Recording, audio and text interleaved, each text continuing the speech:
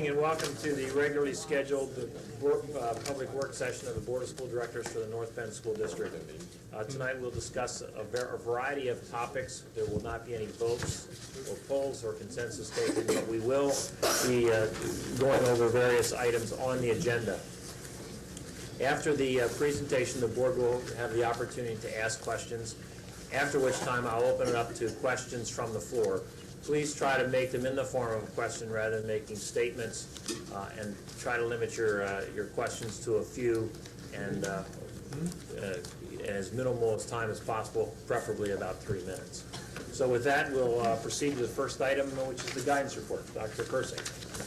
We have Dr. Clark and her contingent colleagues that have been together so long, and I believe they know each other intimately. I think it's about 3 years you've been preparing for this moment. And now, Dr. Clark, the time has come. Thank you, Dr. Persing. Let me mention before we begin that all curriculum materials are displayed across the hall in Conference Room B. In addition, you'll see 3 large 3-ring binders that contain every lesson plan for this new curriculum K through 12. So anyone who is interested, please feel free during the evening and up until April 20th to go and visit Conference Room B. It is my pleasure to begin by introducing the members of the Guidance Review Committee, and if you could please stand as I announce your name. Our school board representatives are Donna Mengel and Vicki Scher. Our community... We're doing well already. Our community members are Reverend Stephen Aiken, Phyllis Anastasi, Deborah Cheney-Giles, Reverend Lawrence Gunzel, Nancy Mellon, Santo Pomponio, Janet Snyder, who could not be with us this evening. The counselors who served on this committee are Catherine DeMarco from North Wales, Eric Enners, Walton Farm, Barbara McGarity, North Penn Senior High, Spence Miller, North Penn Senior High, Maria Sweeney, Penndale, Ardeen Bencius, Penndale, and finally our administrators that served on this committee, Dr. Sandra Mangano, Supervisor of Gifted, Judy Miller, Principal of Pembroke, Lita Thompson, Principal of Gwynn Noor, and for those of you who remember, Dr. Bill Yarwood was with us during the 92-93 school year. He has since left us. He is down in Tredyffrin, Easttown at this time. I want to thank all of the committee members for the countless hours they spent working on this project.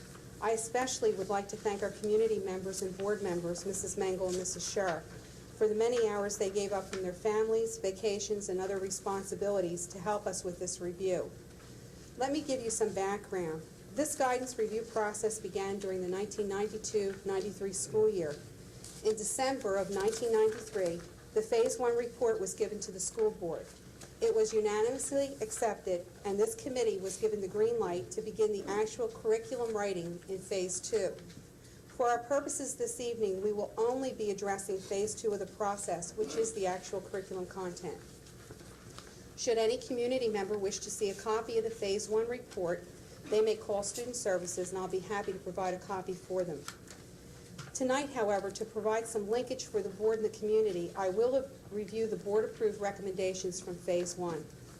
A needs assessment, extensive research, and a time study were developed in the first phase of this program.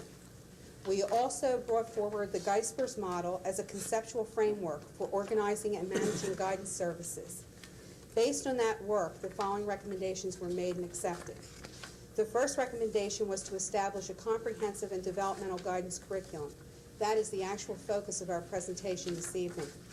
There was much discussion and controversy over the term values during our Phase 1 review.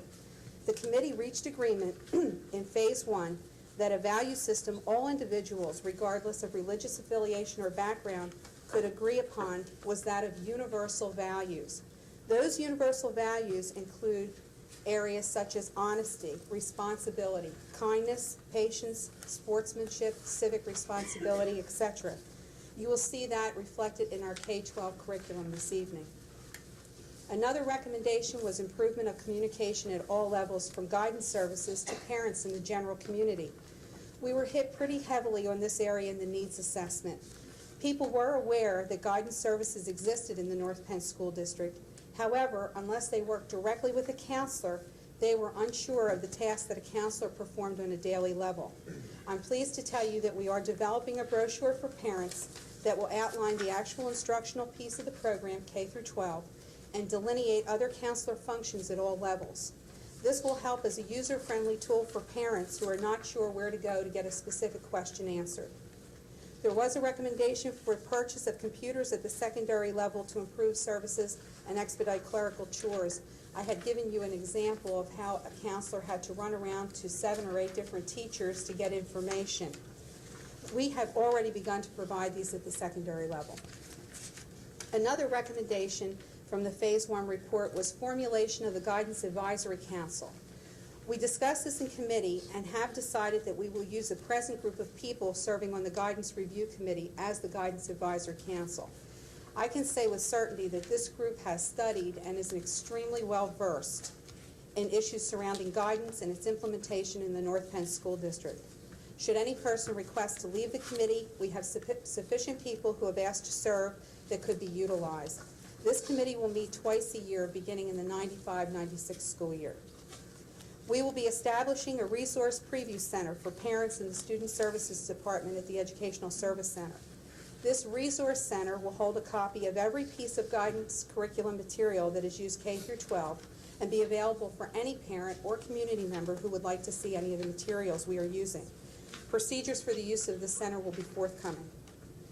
In Phase 1, we discussed in great detail the actual use of counselor time according to the Geisber's model. Each level has model time allocations that need to be adhered to for program success. These are outlined on page 4 of this report and will be discussed in greater detail as each level presents their program this evening. Additional recommendations from Phase 1 include, pending approval from the board, we will begin in servicing staff and buildings, monitoring and evaluating the curriculum once it's approved, and finally, exploring computers at the elementary level to expedite paperwork. At this point, let me turn the program over to Dr. Sandra Mangano, who will do a brief overview of the Geisber's model. Sandy? As we indicated to you in the last presentation that we made, the most widely noted and researched model is the Comprehensive Guidance Model Program, which has been developed by Dr. Norman Geisbers, who is the Professor of Educational and Counseling Psychology at the University of Missouri-Columbia. The framework of the model guidance program that he has researched and developed called for the development of a curriculum and a structured program, a process, a time, and a program resource bank, which would be developed by the local school district, and that is basically what we have done over the past year. The model operates within the concept of the allocation of time to carry out the 4 major components of the program: the guidance curriculum, individual planning, the response services, and the system support.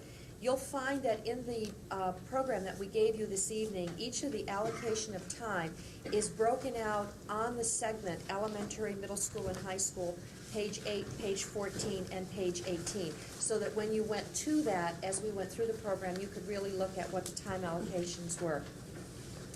The assumptions upon which the Geisber's model has been based includes the concept that the comprehensive guidance program would reach all students, and that it would provide a programmatic approach to guidance, and it would provide and ensure accountability for the total guidance program, and that the model would work to ensure that counselors would develop their time fully to the guidance program through the elimination of non-guidance activities. And the model does enable guidance and counseling to be a program rather than a service. And probably most important is it provides a vital link to the total instruction of the school program. The model has 3 program elements. The first is the content of the program, and it contains expectations to be achieved by students and is organized around 3 areas: developmental guidance, career planning, career exploration, education, and vocational development. The second element describes the overall organizational structure of the program. It consists of the structured components, the definition, philosophy, facilities, advisory council, which includes both staff, parents, community resources, and staffing pattern and budget. It also specifies the 4 program components of guidance: the guidance curriculum, individual planning, responsive services, and system support. And the last element includes the resources required to implement and manage the program. Thank you, Sandy. Mrs. Lita Thompson and Mr. Eric Enders will now present the elementary guidance program. If you look on your program guide on page 8, you'll find the elementary components of the K through 6 comprehensive guidance program. At the present time, our elementary counselors are involved in 3 of these components: individual planning, responsive services, and system support, in a consistent manner among our elementary schools. However, the time that the counselors presently devote to each of these 3 areas differs somewhat from the ideal time allotments recommended in the Geisber's model. Let's briefly review these 3 components.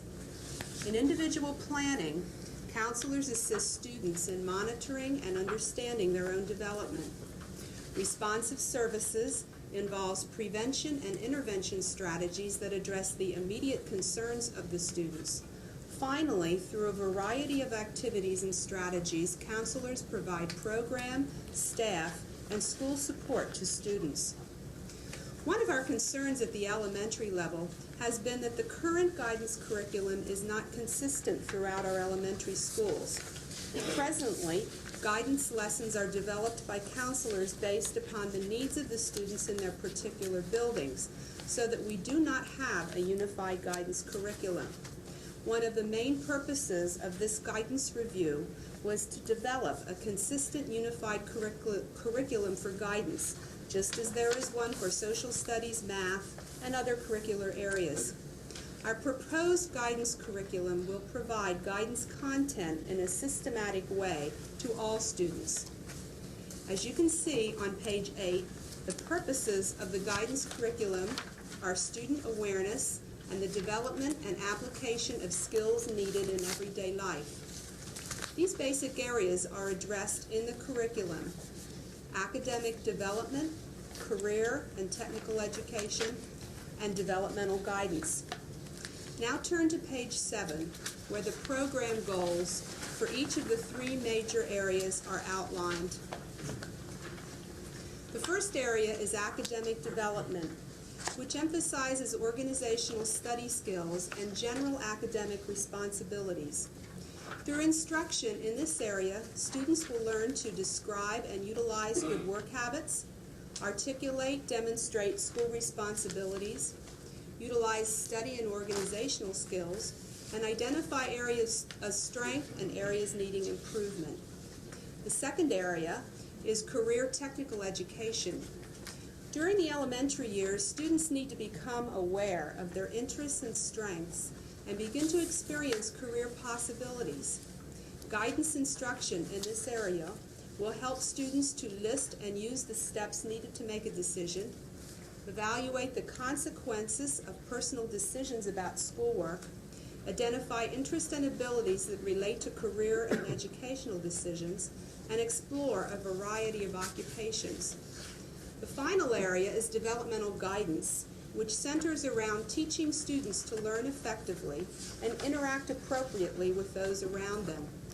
Unique to this area is instruction in helping students to develop universal values, which encourage students to work and live effectively with peers and those in authority, and to develop a sense of civic responsibility. Through developmental guidance instruction, students will learn to identify situations where they may need help, discuss how to make and keep friends, identify skills needed for working and playing in groups, identify and express feelings in an appropriate manner, recognize verbal and nonverbal ways to communicate with others, define and learn self-protection skills, identify and explain positive ways of adapting to change, and demonstrate knowledge of universal values as referenced by Mrs. Clark in the general recommendations in Phase 1. Specific guidance lessons have been designed by our elementary counselors to address each area. My job this evening is to help make as clear as possible what the scope and sequence charts for grades K through 12 are and how the committee developed them. I will also give a quick overview of the proposed scope and sequence chart and curriculum that the elementary counselors will be using. The process of developing the actual curriculum began last year with several visits to other school districts. Every district we visited had developed an individualized set of goals or skills to be taught in their guidance curriculum. Some of these districts listed goals that were the same throughout all grade levels. Some districts chose goals that were defined by building levels, such as elementary, intermediate, or secondary. Still others listed goals by individual grade level. Our committee agreed that we should look at objectives for each individual grade level. Students have varying needs throughout their development. In kindergarten, for example, just learning to cooperate with others is a huge achievement. As we explored the developmental needs of our children, we realized that these needs started to fall into three categories. And these categories, as already discussed, are used in the scope and sequence charts for all grade levels, and they are academic, career technical educational, and developmental guidance. The academic portion of the elementary scope and sequence chart, found on pages 9 through 12 in this report, deals with the skills our students need in order to be successful throughout the entire school day. Skills such as responsibility, respect, cooperation, following directions, self-motivation, time management, problem solving, and goal setting are an essential part of academic success in today's schools. The career technical educational portion reflects the growing awareness by our community that students need to be oriented to the world of work at an early age. Exploration of careers and opportunities in the real world, connecting the importance of education to future job choices, and developing good work habits are critical skills that our future workforce must develop in order to be competitive in a changing job market.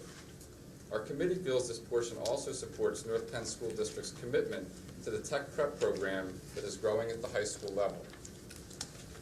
The developmental guidance portion stresses the skills our students should work on to become good communicators and have positive relationships with others. Conflict resolution, awareness of self and others, and awareness of different changes that take place in our lives, such as grief, loss, or moving, are also covered in this part of the curriculum. The Guidance Review Committee also talked about the importance of character education in our schools. Character education deals with teaching our children the importance of universal values and applying them in everyday lives.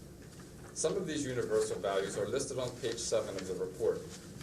As you review the proposed curriculum, you will see these values infused in many of the lessons, regardless of the category that the lesson is from. It would be impossible to teach about conflict resolution in 4th grade without highlighting the importance of goodwill and cooperation. Once the basic structure of the curriculum was in place, the task of defining what the objectives for the curriculum would be was given to the district's counselors. Utilizing the expertise of our own counseling department guaranteed the committee a comprehensive and developmentally appropriate list of objectives with which to work. Once the scope and sequence chart was completed by the counselors, it was reviewed and refined by the entire Guidance Review Committee so as to meet our district's needs. The next part of the process was quite tedious and frustrating. We set out to find curriculum materials that we could utilize or customize to meet the objectives we had developed. In essence, we looked at several canned programs. As the committee members poured through pages upon pages of guidance programs, we came to the realization that we would not find a suitable canned program to meet our district's needs. The committee agreed that the counselors in the district could come up with a much better curriculum. A literature-based format for a majority of the elementary lessons was decided upon. We feel that it is easier to adapt our lessons to the other curricular areas when using literature. Also, many members of the committee felt that several classic books provided the best material from which to teach universal values. During several meetings, the counselors submitted proposed lessons for consideration. With much scrutiny and revisions, we assembled a comprehensive program that addresses all the objectives listed in the elementary scope and sequence chart. Our curriculum in its proposed form consists of 109 separate lessons for grades K through 6. These are the best of all the programs that are currently being taught by counselors in this district. I would like to share some of the highlights of this curriculum with you. The first lesson is a kindergarten lesson from the career technical educational area called the assembly line. During this lesson, the students participate in an actual assembly line, making peanut butter and jelly sandwiches. One person, yeah, my favorite too, I really enjoyed this one. One person removes 2 slices of bread from the package. The next person spreads some peanut butter on one slice of the bread and passes the slices on. The next person spreads some jelly and passes it on, and so on and so forth until we've completed enough peanut butter and jelly sandwiches for the entire group. Students then get to eat the sandwiches and discuss the learning that occurred. The concepts of doing your best, cooperation, teamwork, how an assembly line works, mass production, and problem solving are all taught in a hands-on way. Now, we would have loved to have done this lesson with the entire school board tonight, but time prohibits us from doing so. Yeah, we'd have 8 pieces of bread. That was the second concern. No jelly. 5 to have jelly before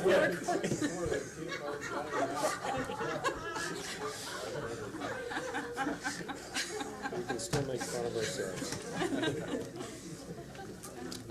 The next lesson I'd like to talk about is called the ugly duckling. The ugly duckling is taught in the developmental guidance area in 2nd grade, and it provides an opportunity for our students to become aware that everyone has special strengths and differences. This lesson is centered around a video of the story. Following a discussion of the story, the counselor has several options for follow-up activity. My favorite, of course, is using plastic eggs that are pretty or ugly and may or may not hold a treat. Students get to pick an egg, and then discussion on why they chose a certain egg allows an opportunity for students to see that the prettiest eggs are not always the most rewarding. It is what is inside that counts. By now you may think I like all the lessons that have food in them. And you're right. But seriously, the nice feature of this curriculum is that it does provide our counselors with options that they feel more comfortable using based on personal styles. This is very similar to any textbook that offers the teacher options for follow-up. While developing this curriculum, we kept this concept in mind. The last thing that a student needs in our classrooms is some boring robot that fails to engage them in learning. Conflict resolution is a popular buzzword floating around today, and so it should be. Too many of our youth today end up getting in trouble for acting without thinking. Our 4th grade developmental guidance lesson, Conflict Resolution, is a 4-part lesson that stresses awareness of what conflict is, how it makes me feel, causes of conflict, the importance of good communication skills, and solutions to problems. It is an engaging mini-program that involves the students in the solution process. It also provides our kids with a language to use when involved in a conflict. Teaching these skills at the 4th grade level allows the counselor an opportunity to reinforce the concepts over the next 2 years. By the time a student reaches the middle school, where fighting can be both vicious and harmful, our hope is that they will now have some skills to help prevent serious problems. In 6th grade, we focus on the importance of setting and attaining goals, as well as on the transition to middle-level education. The Setting Goals lesson is a continuation of a skill that has already been introduced throughout all grade levels in this curriculum. The transitioning lesson to the next level is addresses probably one of the greatest fears a majority of our students have when leaving 6th grade and moving on to 7th. Questions like, will I fit in? What should I wear? Are there activities for me there? Is the work harder? Will I get lost? Is the food any better? These are only a sampling of the many questions asked during a middle school transition meeting, which is held in conjunction with the middle school counselors and students in each home school. As you look through our curriculum, you will see many classic books, such as Happiness is a Warm Puppy by Charles Schulz, The Little Brute Family by Russell Hoban, Alexander and the Terrible, Horrible, No Good, Very Bad Day by Judith Viorst, and The 3 Little Pigs by James Marshall. We hope your childhood memories will come pouring back to you as you hear these titles tonight. Books such as these provide us with an excellent source for teaching universal values. I thank you for your time, and I hope you enjoy this curriculum as much as we've enjoyed putting it together. It is a document that provides our district with a strong foundation with which to build upon. Thanks, sir. Next, Mrs. Judy Miller and Mrs. Maria Sweeney will present the middle school guidance program. In the next few minutes, we will review information on pages 13, 14, 15, and 16 in your Phase 2 booklets. As the number and size of middle schools keeps increasing in the North Penn School District, it is important for us to maintain consistency in the middle school guidance program.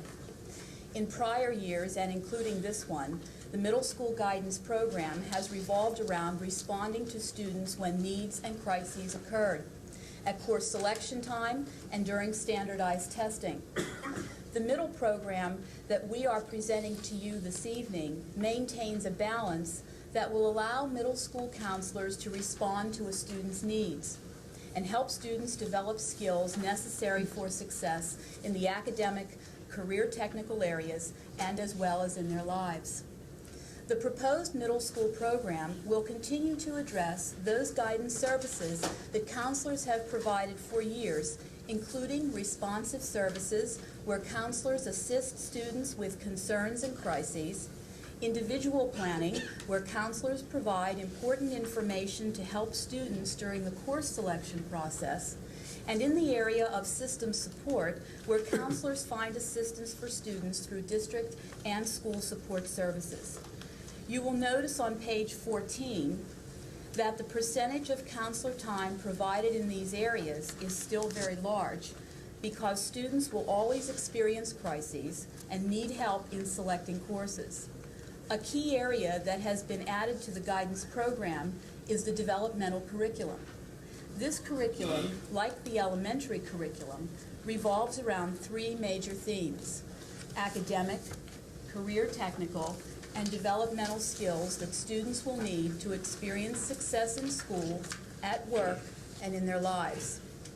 The proposed middle school program includes lessons about universal values, communication skills, time management, organizational skills, and conflict resolution. Lessons have been written by middle school counselors in a standardized format to ensure that students in the same grade, but in different schools, will receive the same instruction. Guidance counselors will present these lessons, usually during the lunchtime study hall period, minimizing the impact on student instructional time. Sometimes, however, lessons will occur during a class in conjunction with a literature or social studies lesson that happens to emphasize one or several of the universal values that Mrs. Clark made reference to earlier this evening. Mrs. Sweeney. Thank you. To develop an effective curriculum to meet the needs of the middle school students, two criteria were foremost in the minds of the middle school counselors. What skills need to be reinforced that were introduced in elementary school, and what new challenges will these students be facing over the next 3 years? Pooling our resources and knowledge of the developmental stages of the adolescent, we have written a curriculum which we feel meets these two goals. Please refer to page 15, the scope and sequence chart for the middle school level. To continue with our K-12 standardization, we have again identified goals in the three areas: academic, career technical, and developmental guidance. I will briefly explain each grade level's goals and provide you with a sample lesson from each grade. In 7th grade, our focus is on the transition from an elementary to a secondary school structure. You may wonder why we are again addressing problem solving, time management, and learning styles at this level.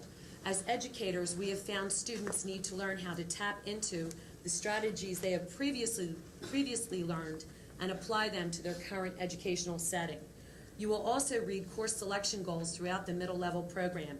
It is essential that students be presented with this important information so along with their parents, they can make well thought out decisions on their future educational program. Adolescence is a time when young people struggle with self-confidence and peer pressure. In the career technical area, students will focus on current successes and be encouraged to continue with successful experiences so they can reap the benefits of educational achievements and career success.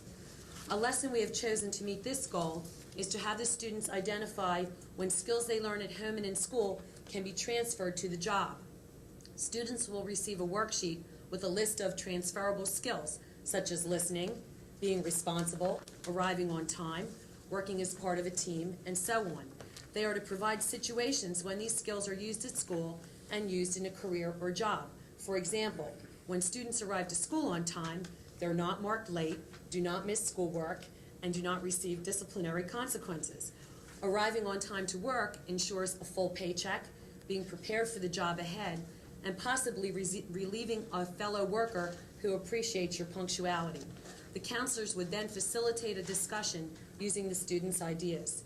For the first time, some of our students may be changing schools and they will be meeting new classmates. That is why we have chosen the goals of adjusting to change and developing and maintaining friendship as the two developmental guidance goals. Now please look at the 8th grade chart on the same page. In the academic area, we are asking middle school students to acknowledge their strengths, but also identify areas that need to be improved. One way a student may make improvements might be to learn how to prioritize. Just the other day, 2 students came into my office. Their dilemma was to stay after school to make up a major test or to be on time for a pregame practice for a soccer match. My response was, what is your priority? Through a comprehensive K-12 curriculum, we are trying to encourage as much career exploration and career information as possible. In the career technical area, decision-making will be reinforced, but this time as it relates to career choices. Students will also examine how learning relates to the world of work. Students in the developmental guidance area will examine their strengths in group situations and how it relates to civic responsibility. They will also reinforce and practice the skills needed to develop and keep healthy relationships. A lesson we've developed in this area is to have the students complete a group task in a set amount of time. The students will be divided into teams of 5. One team member will be an observer. The observer's job is to note the behavior of the team. Puzzle pieces will be randomly distributed amongst the group members. Working silently, no easy task for middle school students, the students are to attempt to assemble 8 identical squares from the puzzle parts. The team and the observer will then discuss what took place and identify the behaviors that contributed to group membership. On page 16 of the report, we have the scope and sequence for grade 9. Some of these lessons will be presented in a seminar format. The seminars will be held in 2 or 3 group meetings. Students will be notified in advance of the seminar topic and have an opportunity to sign up. The 9th grade curriculum has 3 seminar programs: reviewing and applying study skills techniques, managing relationships responsibly, and coping with life's ups and downs. In the study skills seminar, the students will initially take a learning styles inventory. They will then make note of their strongest styles and read through suggestions on how to take advantage of these styles. Each student will set one goal for a specific subject area using one of the suggestions. At the next session, we'll talk about the goals and evaluate success. The other goals of the curriculum will be delivered to 9th graders during lunch study period.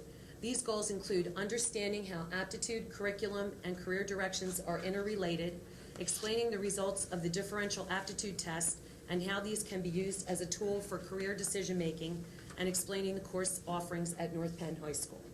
That concludes the middle level scope and sequence description. Thank you. Last but not least, we'll have Barbara McGarity and Spence Miller address the high school program. Good evening. As with the elementary and middle school levels, academic development, career technical development, and developmental guidance comprise the 3 areas which are addressed by the proposed guidance curriculum. While counselors at the high school have traditionally worked with students in these 3 areas, it has usually been accomplished by meeting with students and their parents in individual conferences. A number of changes have taken place which are altering the counselor's role at the high school as well as at other levels. First, the number of students interested in pursuing post-secondary education has been growing. This has put increasing demands on our time in providing counseling and information about their options for schooling. Over the past few years, the paperwork related to post-secondary education has become almost overwhelming, with senior counselors processing over 2,000 post-secondary and scholarship applications a year. Hand in hand with this shift is the current emphasis on career technical development and the programs which have been put in place related to this area, such as Tech Prep, the Pennsylvania Youth Apprenticeship Program, upgrading and expansion of programs at the Technical Career Center, and the popularity of the career and work study programs at the high school.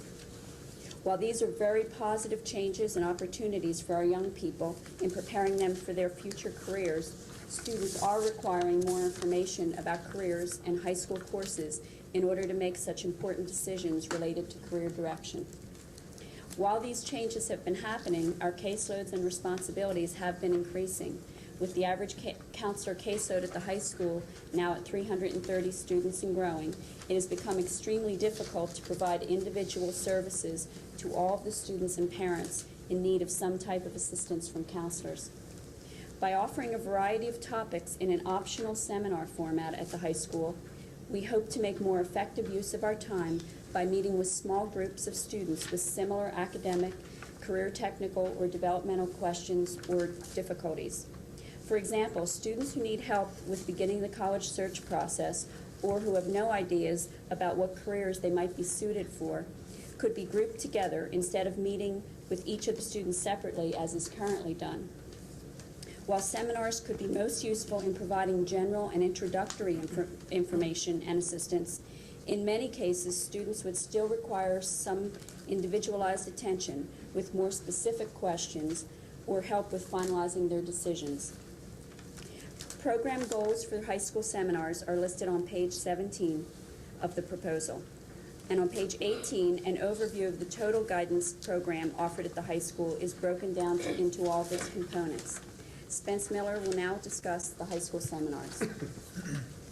The seminar format was selected as a delivery method for the guidance curriculum in addition to individual context in order to offer essential information to all students in a manner that does not compromise academic class time. With this model, all counselors will be involved in the presentation of seminars shown on pages 19 and 20 of the Phase 2 document. Guidance is an integral part of the total North Penn High School educational program. It is comprehensive and developmental in nature. It includes curriculum, individual and responsive services, and also overall system support. The activities and interventions are designed and implemented by certified school counselors with the support of teachers, parents, administrators, and students. Just a word about students. Someone once defined adolescence as a period of time when young people often feel as though they know it all. I often find, first working with adolescents, that it reminds me of a stage that a human development expert by the name of William Howe called unconscious incompetence. What he meant was, that's a stage when you don't even know what you don't even know. Okay? Our goal at the high school will be to move students with these opportunities at least another stage or two, that of conscious incompetence, when at least you know what you don't know, and hopefully on to conscious competence. What I'd like to do now is give you a quick idea of what a seminar might entail. Also want to let you know that students will be aware of these seminars through morning bulletins, PA announcements, night news, counselor contacts, our large group homeroom sessions. One seminar that we're hoping to use, and probably use very early, is an orientation to the future plan set. The objective here is to introduce students to all the various resources available relating to careers, further schooling, and financial aid. As a matter of fact, in the presentation that's available in the other room, there are some pictures of the Future Plan Center. What students will have access to and become aware of are all the various books, catalogs, videos, software, and files relating to post-secondary experiences and decision-making opportunities. Counselors will meet with students in the Future Plan Center, do a brief presentation, and explain how the various materials might be used by them, such as perhaps showing them computer software or video, and the remainder of the time would be spent having the students actually research a topic that would be of particular interest to them. The final portion of our report, which had been discussed in Phase 1, are the time study allocations. When we started this review, we heard from many people the concern that we would be pulling students from academic areas for instruction and guidance. As you've heard the curriculum explained this evening, we are operating from the premise that guidance is important in the North Penn School District to help support students in the academic areas. However, in case some of those concerns still exist, I wanted to explain how this does impact on the instructional day. And we talked with students about strengths and weaknesses, and I really hate to admit this, but the person that helped me figure out the time allocations and the percentage of time was Dave Decker, our math supervisor. So we know that they're correct. At the elementary level, when the program is fully operational, a student would receive 12.8 hours of guidance instruction yearly, and this computes to 1.4% of their total instructional time. As Mrs. Miller mentioned, at the middle level, a student would receive approximately 14 lessons during the lunch study time. When guidance is presented during the lunch study time, there is no direct impact on the student instructional time. Occasionally, as Mrs. Miller mentioned, lessons may be presented during team time, but that impact on instruction would be minimal. At the high school level, seminars will be offered throughout the year. If students participate in these seminars, the total amount of guidance instruction would not exceed 1% of their total instructional time. In conclusion, I'm sure you have questions about the financial impact of this program. It was our intention this evening to request a counselor position at the senior high school because of increased enrollments. As you are aware from Dr. Persing's discussions, there will be no new positions this year. This does not, however, mean that we cannot begin to phase in this program. It will be a 3-year cycle until we are fully operational. As grade configuration at the middle level changes to 7, 8, 9, we will need to address staffing in that area, and down the road, look at an equitable formula for distribution at the elementary level. I want you to know that it was the committee's primary concern to receive board approval to begin implementation of the curriculum instruction piece of this program. This concludes our formal report. However, several of our community members who served on the committee would like to share some of their feelings about the new guidance program, and Mrs. Mengel will conclude with some final remarks. Thank you. Nancy? I'm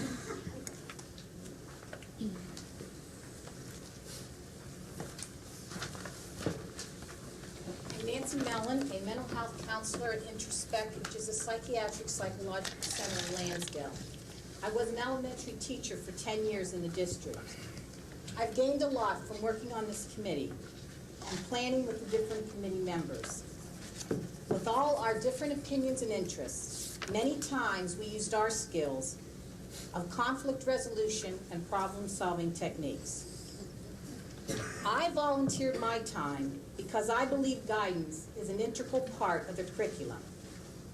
And because of my clinical experience, I know how necessary it is for students. With all the turmoil in the world, it is even more important that we spend time dealing with these guidance issues. Some of you may have heard and seen in the last couple days Mr. Ernest Boyer, president of Carnegie Foundation, talking about the report, Basic Schools. He stresses not only do we need math, reading, English, and computer skills, but also an emphasis on universal values, which we have incorporated in our program. After hearing what he had to say, it again emphasizes my feelings and beliefs that the guidance curriculum is important and necessary for our future citizens. Thank you, Nancy. Reverend Aiken?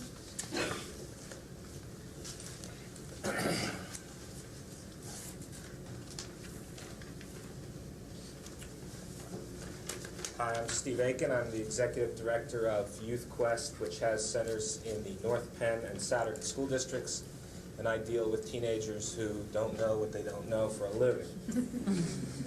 I just want to say that it was a real honor for me to serve on the Guidance Review Committee and to lend my views to the Phase 2 of the curriculum review.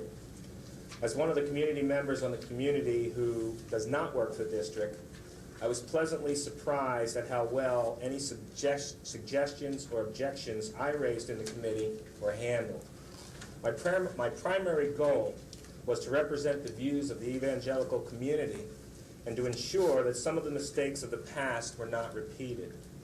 As I'm sure you're aware, certain guidance programs used in the past created an uproar among a segment of our community.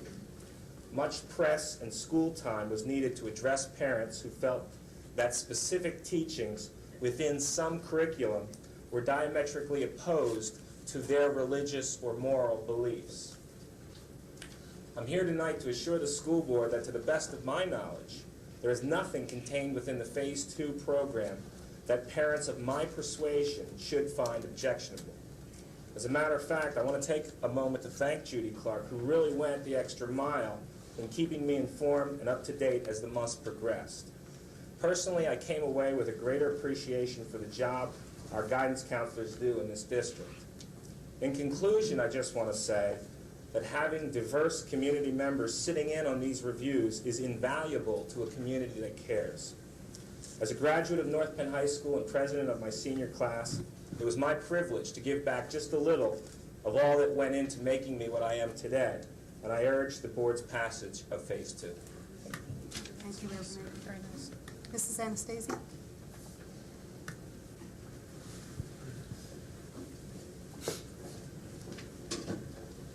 Good evening. I'm Phyllis Anastasi. I've been at many board meetings where I have opened some situations that I felt were really a problem in our community. I'm a teacher, currently employed as a kindergarten teacher in a private institution, and a mother who's had children go through this system. And it's one thing I said to Dr. Elko, you have to pardon me, as a teacher I have to use visual aids. This is just part of the package.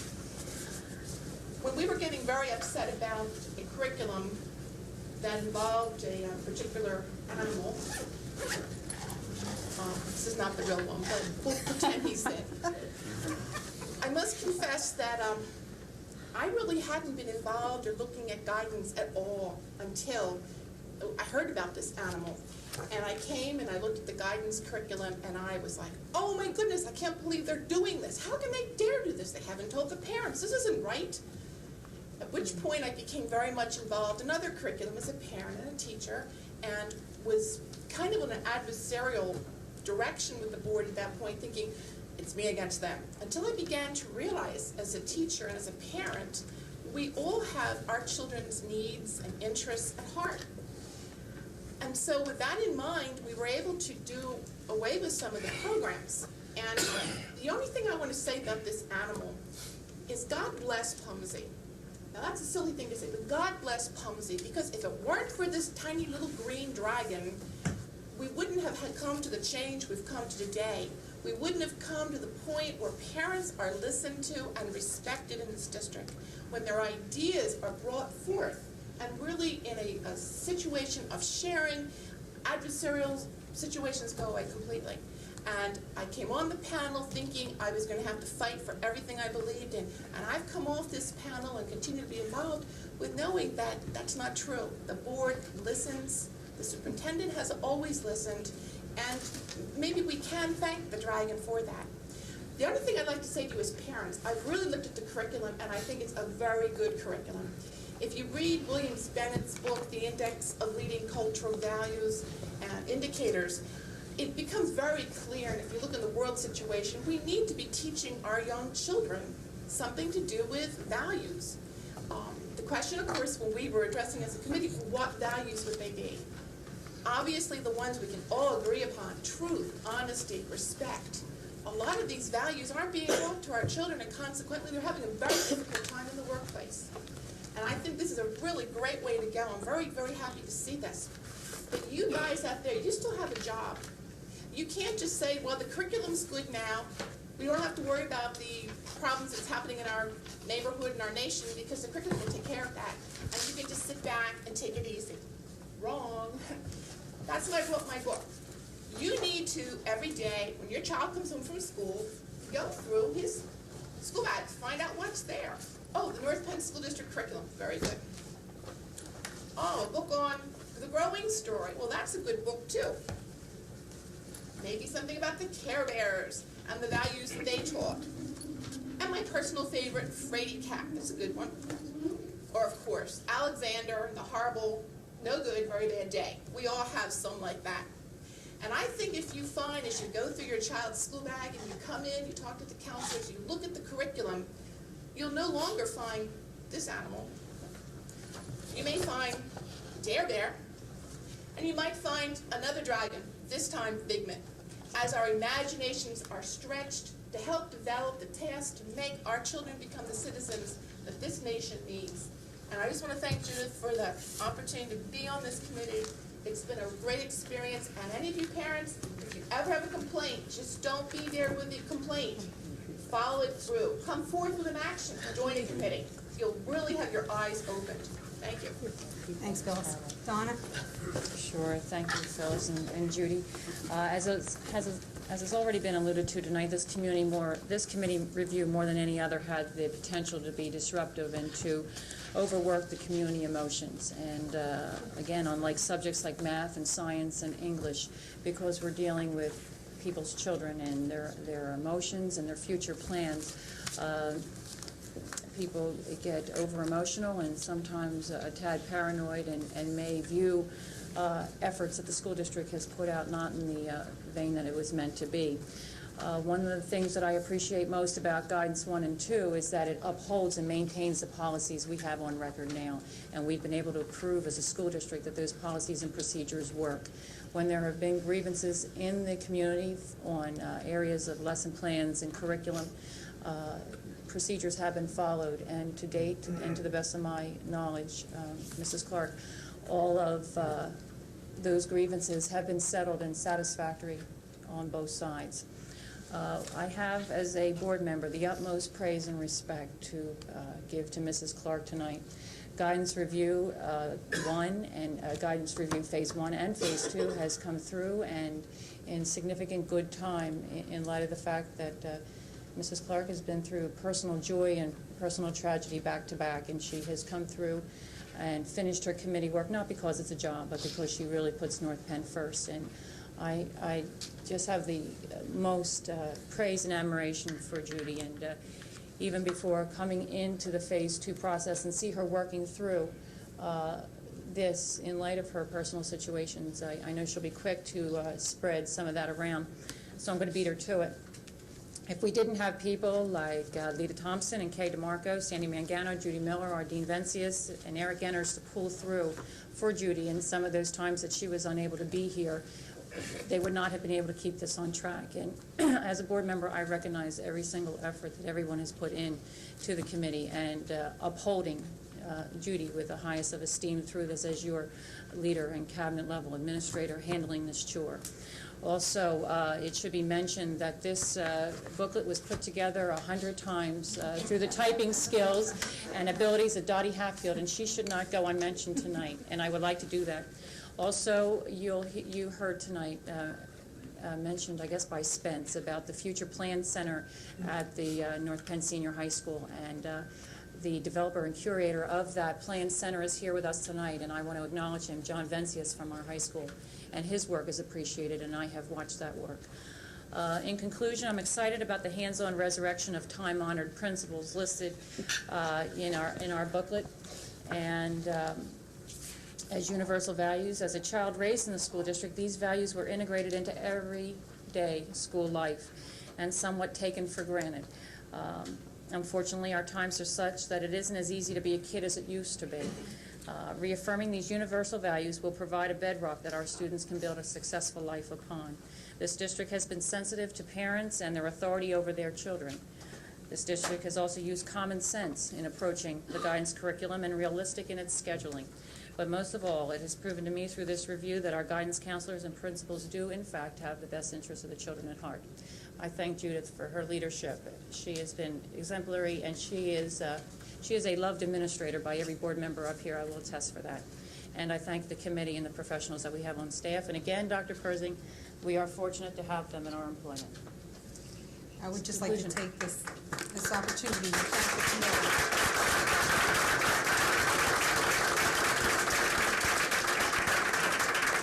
You only are really as successful as those who work under you, and I have been truly blessed with a remarkable staff, and I am very grateful, and they deserve the credit, so thank you all. We'll open it up for questions.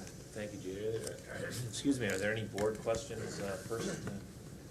Geez, after that ringing endorsement, what kind of questions? I just want to know when the board gets to put together the sandwiches. I'm still looking forward to that. Actually, I do have a question. As I was going through this,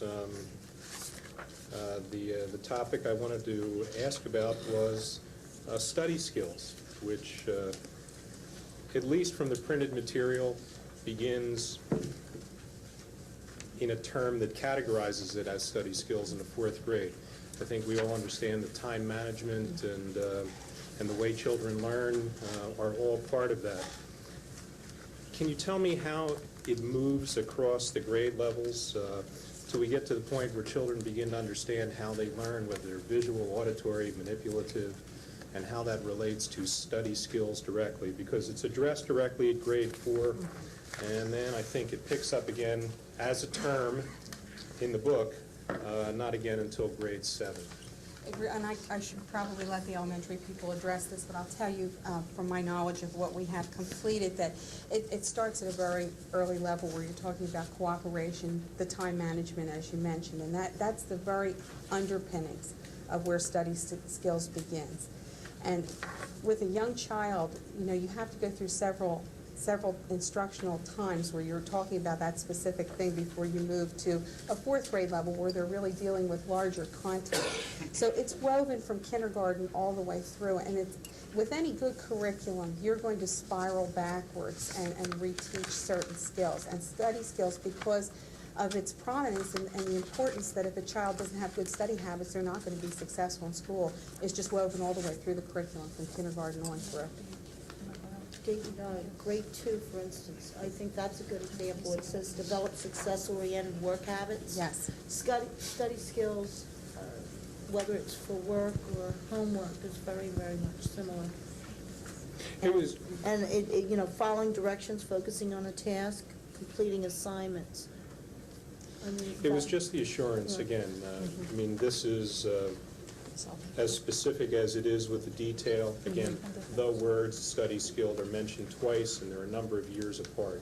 And just to make sure that, again, I do understand all the components that go into that with styles of learning and time management skills, that those things are reinforced and it doesn't really make a leap from a 3-year leap, Right. essentially. Well, I think if you get an opportunity over the next week or so, if you would even look at the lesson plans, we have 3 large books over there, and the lesson plans are completely detailed, so you can see exactly how it's instructed. Some of the areas that may not sound exactly like study skills, when you look at the way the lesson is completed, it really is basic study skills. And I think this committee was most concerned with that because that really does, it supports the instructional piece of the entire program. All right, I will look at that. Thank you. I'd just like to comment, I'm very pleased to see a comprehensive approach to the guidance so that it's not haphazard and, oh, this looks good, let's try this with this class, but, you know, wherever. I'm pleased that it's consistent and comprehensive throughout the whole district. The committee was really excited because for the first time, if a parent comes into the district, we can say, this is our guidance program, K through 12. It's spelled out, it's articulated, they can see the different areas we address, and it becomes easy. It's not something where people are unsure or worried about what we're doing, so we feel really good about that. We were going to be sending that out to everyone at the beginning of the school year so that parents can see what's being done. And again, you know, we had talked about if parents have concern under Chapter 5 regulations, they still have the ability to opt out. But it will be their responsibility to let the school know that, and we will take it from there. But at least for the first time, it's going to be articulated. Any questions? Are there any questions from members of the audience tonight? Yes, ma'am. Please come up to the podium, state your name and address, and then you may ask your questions.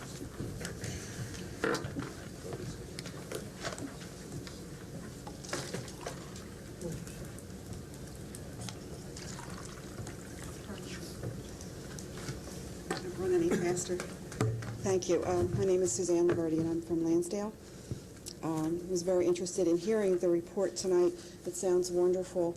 I'm very much in favor of guidance throughout the curriculum. Have a soft spot in my heart for counselors. I married one. We believe in the value that they bring for all of our children, whether our children are directly in need of their services or the child next to our child is directly in need of their services. I particularly was thrilled to see the 0% non-counseling time. Counselors have, after all, 2 very fine years of postgraduate work. We should be using them to their fullest ability with doing the things that they know best how to do. Our counselors deserve to know they are valued by the parents and that they are trusted and that they don't have to constantly be looking over their shoulders and wondering who might object to what. And I think this kind of comprehensive plan will free them up from some of the constraints they may have been feeling. So I do appreciate all the work that the committee did. My questions are, can you explain to me in what way there is flexibility built in to meet the needs, say, in the elementary level, of a particular problem in a particular school or class, where will they have the flexibility to implement a program that is needed, that wasn't foreseen? They will have the flexibility. You know, we know as elementary teachers, elementary principals, that sometimes you just have a class that has a problem, whether it's kids that don't get along with each other or there's stealing going on in the classroom. And it is not uncommon at all for the teacher to go to the counselor and say, I really need some help. That flexibility is built into the program. That they can do that sort of thing. Also, as we have, you know, we've had some terrible things happen where there's been deaths and we've had to pull counselors, and certainly that flexibility has to be built in just by nature of their jobs. I mean, that's the kind of thing they do best, and we wanted to leave that open. Okay, and secondly, at the high school level, the seminars sound wonderful, but having a 10th grader, I know that they don't always know what they need. What kind of assurances are there? Can perhaps a student be recommended for a particular seminar should faculty see a need, or you know, is this totally voluntary? I think for a high school student, the best scenario would be they want to be there, obviously. Ideally. I mean, I foresee parents calling and saying, my son or daughter hasn't started yet looking at colleges. You know, what could you do to help them? And I might say, well, starting next week we have a seminar about that. Why don't you talk with them? So I guess how it usually works, whether it's individual or seminar, is that the parent and the counselor work together to try to get the student in. Oh, I know coercion won't work, but I was hoping that it wouldn't be totally left up to the student. There were other avenues of introducing the possibility to a student who might not recognize his need. The other way that I would foresee getting students into these is, as we meet with them individually and realize their needs, would be to say, you know, in a few weeks we have a seminar starting on this. I really think it would be a good idea for you to sign up for that, or can I put your name on the list, something like that. So, but right now they are designed to be optional for students who are interested in them, or who are parents who are interested in them. But once again, we can't really drag the kids into the seminar. Okay. Well, thank you very much. And thank all of you on the committee for your work. Any other questions from members of the audience? Well, I'd also like to thank Dr. Clark and all the folks on the committee. I think it's a terrific report, and a lot of work, and blood, sweat, and tears. And I heard about the hair pulling incidents. That's conflict resolution. Just kidding. By the way, for the people watching this eventually on cable TV, if you'd like a copy of the report, please come to the district offices and you'll be provided one. Anything else for guidance tonight? Place on the agenda for approval next It week. will be on Thursday night, yes. So great. Well, thank you once again. Thank you all. Thanks, everyone. Thank you, committee. Dr. Person, if we can move on to secondary ed. Certainly can, with the able help of Dr. Fike. We'll move to the next category. Thank you, Dr. Percy. We're recommending that we offer a remedial summer school program for 1995. The schedule would be roughly 5 weeks, 3 sessions of 2 hours, a session starting at 7:30 a.m. to 1 p.m.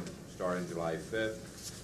The curriculum would be the remedial subjects, English, math, science, social studies, some health, physical education, and basic skills, grades 5 to 7. The student could take a single period course, or they could take a double period course. Single period would be 44 hours, and a double period would be 88. Our experience is that it's been self-supporting, and we feel we can maintain the same tuition we did for 94 for 95 program. So we're recommending the residents for a single period be $125, and for the double period $250, then non-residents being $200 for single period and $400 for double period.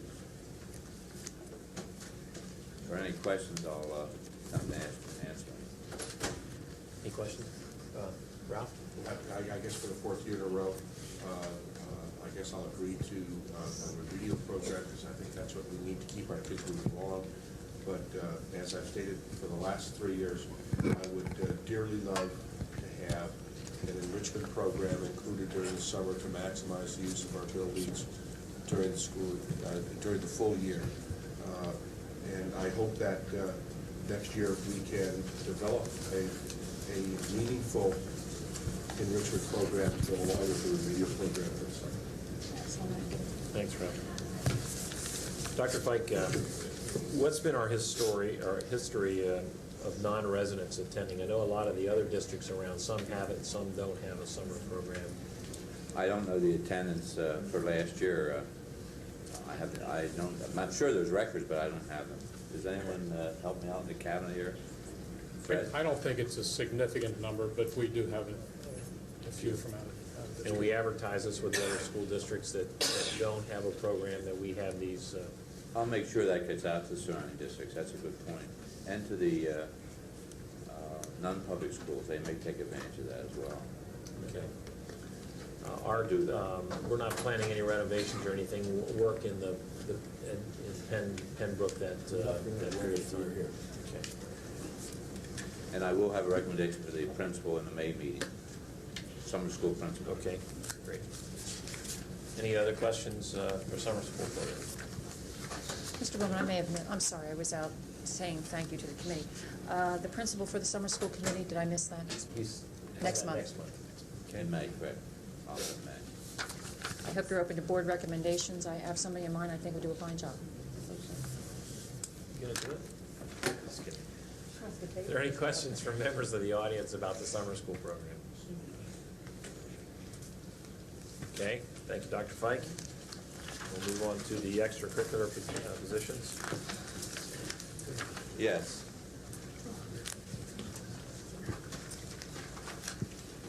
The reorganization of our grades 7, 8 as middle schools promoted additional music activities, and in essence the band director has concert band, has jazz band, and marching band, and the positions at the 7th grade and 8th grade have been evaluated, and we met as an extracurricular committee, and they're on par with what the 9th grade band person does. They're comparable responsibilities, and what we're recommending therefore that the directors of 7th, 8th of both Pembroke and Penfield be put on the same level salary-wise as the grade 9 band directors are.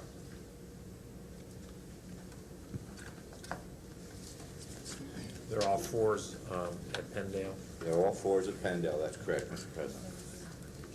I think we should take one item at a time. Any questions of individuals? All of this is effective for next school year? Yes, this is effective 95, 96, that's correct. Thank you. Yes, I do have a question, President Bowman, to take them in order.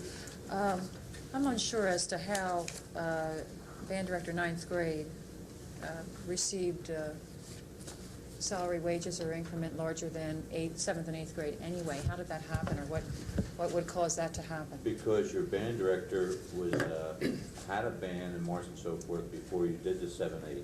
I think we were 6, 7 prior to that, and when we went 7, 8, we actually started bands, jazz bands. We had 8, 9. We had 6, 7, and then 8, 9. And 8, 9. But the 9th grade was already in place. Is that correct? Yeah, the marching band was a 9th grade band, and I think that the band activities at the middle school was a part of that, where they're going to actually have a band versus the up on the stage operation that's been in existence. I think the uniforms have been bought, and we're going to have a marching band, and in all three of the schools, and I think that's what this will represent, a marching band. Am I incorrect that when it goes to 7, 8, 9, there will still be a marching band, and this is the position that we're talking about? Yes, this may be helpful. I took the time to meet with Mr. Klein and try to get a better handle on what's happening. In answer to Mrs. Mengel's question, there was not a band in 6, 7.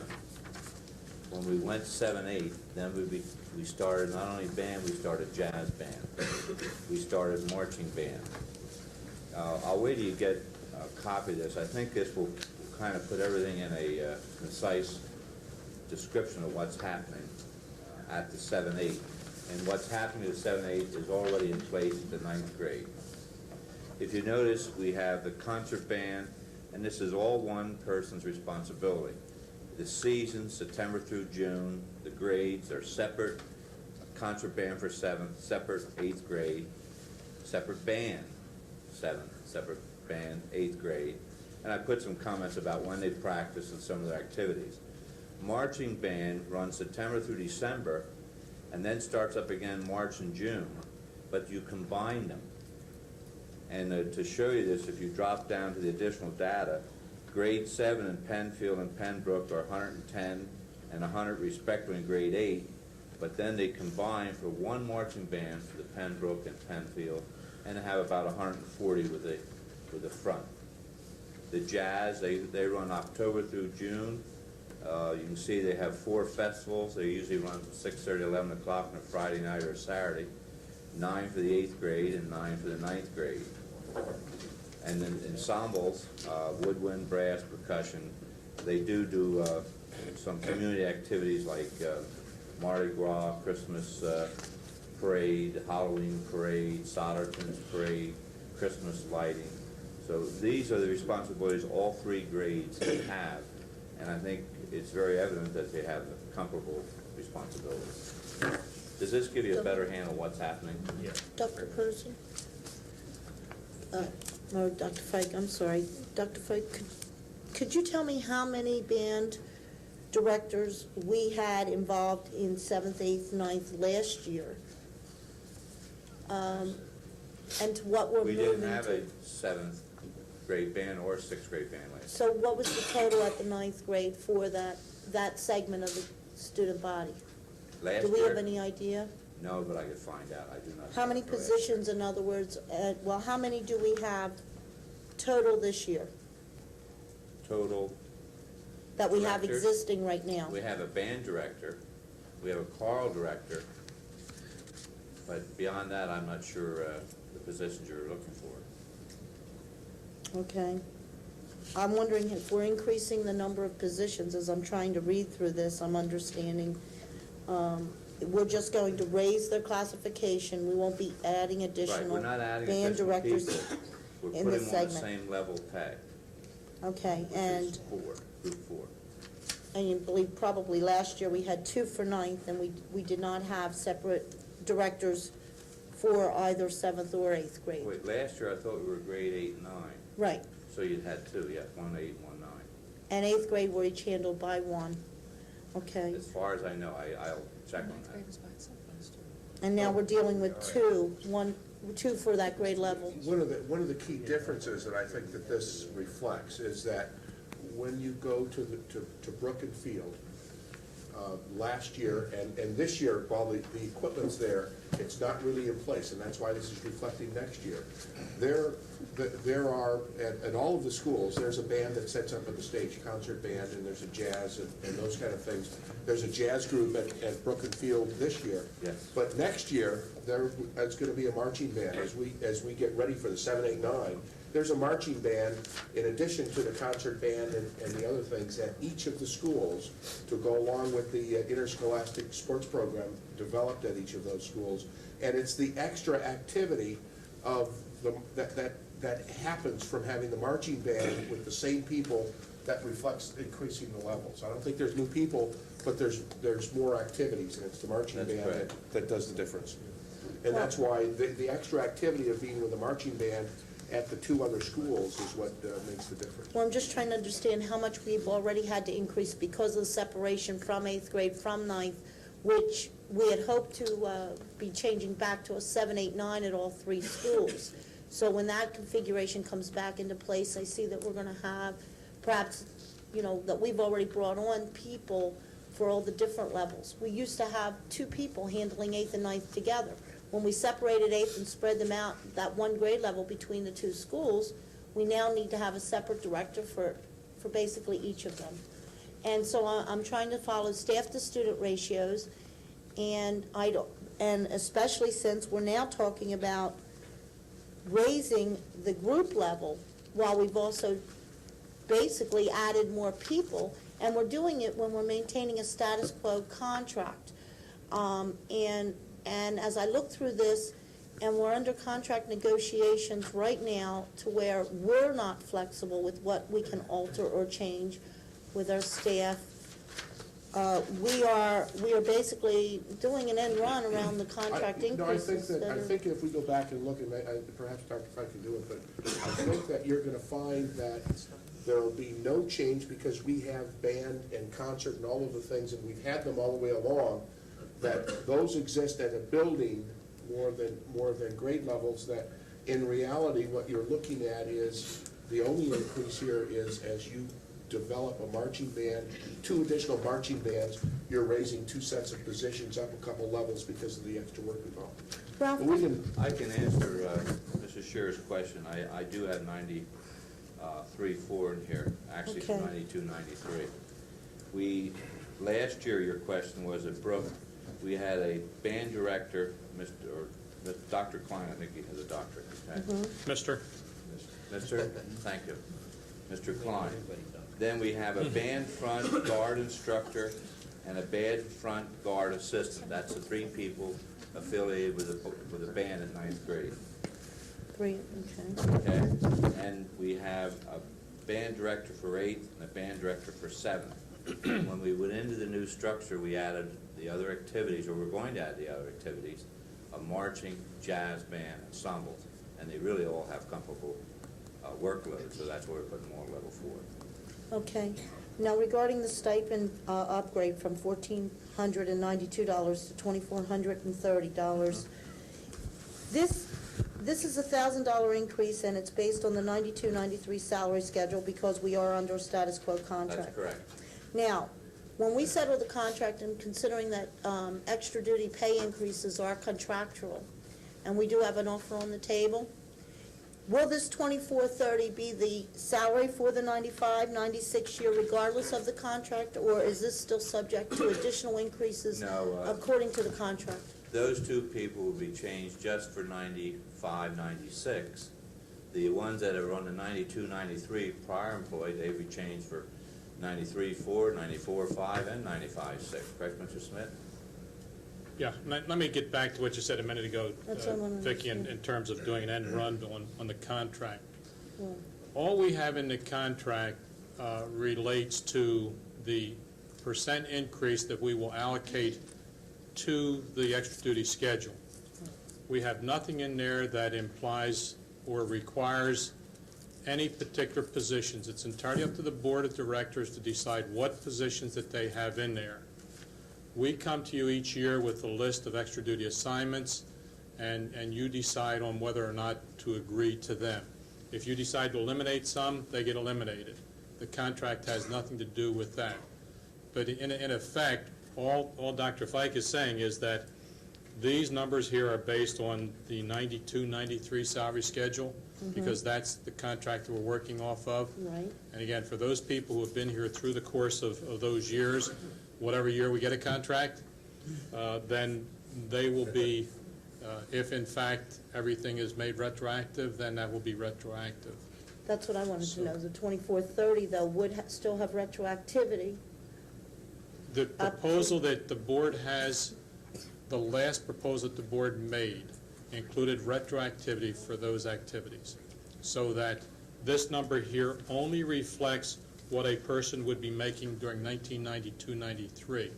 If there was a new position here as an example, then that person would not be paid at this rate after the contract is settled if retroactivity is granted.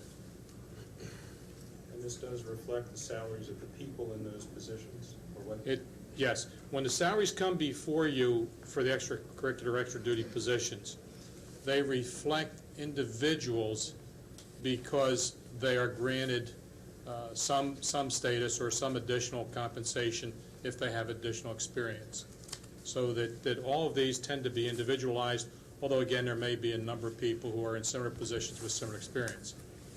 But there is a difference for people who have more experience than others. And what I'm trying to ascertain is the 2430, the increase of the stipend due to the group increase would still be subject, though, to additional increases according to the retroactivity of the increases in the contract. And Fred, that's what I'm trying to say, is because we're still in negotiate. Well, if we can get back to the table or whatever comes forward and we move through this process, we have in our minds what the board has offered, but we do not have the actual increases that will come on top of what we're now talking about here. And as we're elevating positions, exactly what kind of final dollars we're going to be seeing in the increases, other than through, you know, the faith and the will of the board. Yes, to maintain and you its will position. never have that until such time as we have a contract and the actual people who are in place at that particular point in time will determine what our costs are.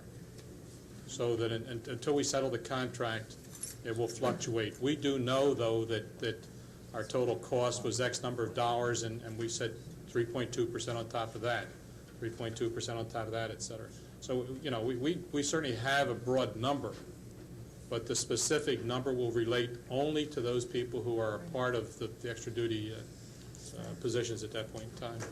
Significant increase in Dr. Fike? Yes.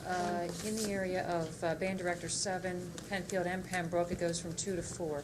Why would they have a jump 2 steps as opposed to 8s having 1 step? You mean the 8, because they're already on level 3? Correct, and you moved them from 3 to 4, but the 2s also went to 4, Yes, and because I don't see the fairness there. Fairness is, they all have the same responsibilities now. When you went 7, 8 grade structure, they all assumed the jazz band, ensembles, marching band, concert band. So they would all go to level 4. All choral directors in 9th grade were level 4. If we had choral directors, yes, we do have 8 choral directors, they're level 4. That's the responsibility level that they would have for those duties, level 4. Mrs. Mangle? We're reaching parity here among the 7th and 8th with the correct. 9th That's what it graders. is. Given that the amount of time and the number of students is equal based on the positions that we've gone over in the past for extra duty, we're saying that based on the formula used, and there's 9 steps or something in that, or so, that to determine that to be equal, that ultimately all these should be 4s. Now I have a question, in that when we go to the 7th, 8th, and 9th in the middle school after next year when Penndale is finished, and Art, you will have it finished then, right? Then we're gonna have 1 band director in each school? At each grade level or at each school? I thought it was gonna be a combined band. Good question, Dick. That was the next question. Because right now we're approving, we're essentially, we will have 5 positions. We'll have 2 at 7th and 8th at each school in Penndale and Penfield, and 1 at Penndale. That's 5 total positions. If we go to a school band, which I believe we should in the coming year, then we should have a 7th, 8th, and 9th band with 1 band director. And so this would be for 1 year. There'll be 1 marching band. Whether or not you would have a band in 7th band, 8th band, 9, that would really be the board's decision. In terms of jazz and ensemble and all that stuff. Right. I would think of 1 marching band, 7, 8, 9. That would be my recommendation. But whether you're going to continue a band per grade, you really should look at that. Well, that's next year's board's determination. The enrollment will drop when you go 7, 8, 9 because you're dealing with 3 buildings, and then Penndale is a lot larger. You can, I think they figured, 6, 6, or 8, 8, and 14, something like that. Yeah. 8, 8, and 13, or 8, 8, and 14. Now, that would mean you want to try to have a band for 400. You really do now, because it's about, I think we have almost 900 in Pembroke right now. So you have a band for 450. that would be the time to change it. When you go 7, 8, 9, to have one marching band. That's my point. I'm just saying that if we approve this for now, for 1 year. 1 year. Then it's something that has to be looked at. And obviously, when we go to the 3-grade middle school alignment, we're gonna have to look at all the extracurricular activities that we do, both sports and band and things like that, so. Question, how many band directors do we have right now for grades 7, 8, and 9? That's okay for me. Should be 5. We have Just 5. Point of clarification. 5. 5. 5. That's correct. We have 2 at Penfield, 2 at Pembroke, and 1 at Penndale. Correct. When we go to school year 96, 97, we will go to 3 band directors. That's what we're, That's what you I'm have to decide as a asking. board. That's something the next board will have to reevaluate. That's right. Right. Definitely, because when I was at Penfield, 7, 8, 9, we had 1 band director. His name was Jerry Kratz, and he's still there. And he handled the band, and you can look at this schedule, and back in probably 1970 to 72, the schedule was very close to the same as what this shell sheet is now.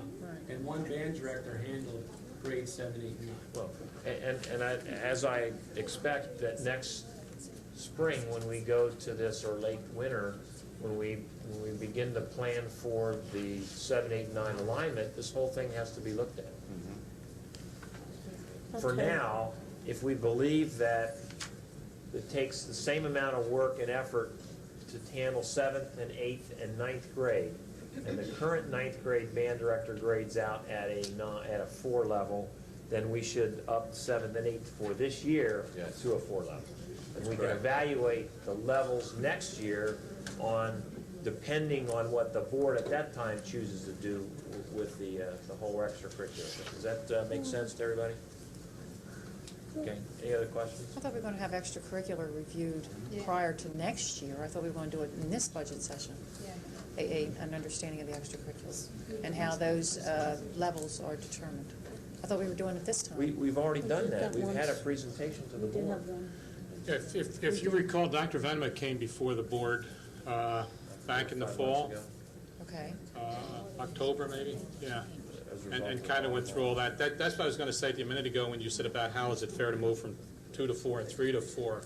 4 is a category that a person arrives at because of the points that are given to that person or that position, person in position, based on the criteria that's been established as a part of the extra duty program. I think there's like 11 different categories, different criteria. So that what this implies here is that a person going from 2 had a much less responsible position, and they're going into a level 4, which implies that their responsibilities fall within the same range of points that are designated for level 4. So that the difference between 2 and 4 is a rather significant difference in terms of But those who responsibilities. assign the points are those that are on that extracurricular committee, correct? And there's no, right? It's the committee, and there's no board members, to my knowledge, on that committee. Are there any outside folks? The only people on that committee are employees? It's, yes, absolutely employees. It's administrative and teachers. Right, but it's not subjective. It's a specific category. You have to meet, if you have so many children, you get so many points. If you have so much equipment and people to transport and hours, and away events and those kind of things, those all you get points for those. There's no, well, I think it should be this. It's, if you do this much, that's how many points you get. And you add those up, and in this case, it grades out to a 4. And before, they didn't have as many bands and didn't have as many events, so therefore it only graded out to a 2 or a 3. What they're saying is now that it grades out now to a 4. Maybe we should get a copy of the evaluation process for us to... We all have that. We received that in the fall. The whole Points and all thing. This is a result of the famous volleyball incident that we reviewed this whole thing. I talked to Don Veneman, and it's called the Extracurricular Program Developmental Process. Yeah, I thought it was 9. He gave it to you October '94. Right. And the categories are student contact hours, preparation planning, weekend holiday, vacation, that's with the kids, exposure activities, student advisor coach ratio, so many kids per advisor, travel supervision, and supervision with the adult's equipment responsibility, and then years of experience. There's 8 categories, and then you total the points. We did this for all those positions. The essence of the new stuff is that there's a marching band at those 2 buildings, and that's where the dollars are coming from. And it's a lot of time, and if we're gonna have a marching band, it takes more time for an advisor. Well, The whole concept, and this came out of negotiations in the past. It had always been an argument in negotiations, and it was an argument because there was no real method of determining where people fell and what the relationship was between their responsibilities and what their pay became. It originated out of a PSBA survey that was done a number of years ago, and at the time that this was initially done, there were board members on that committee. The board members did work through the process to set the system up. The system has remained intact ever since because of the ongoing committee. And that committee changes from time to time.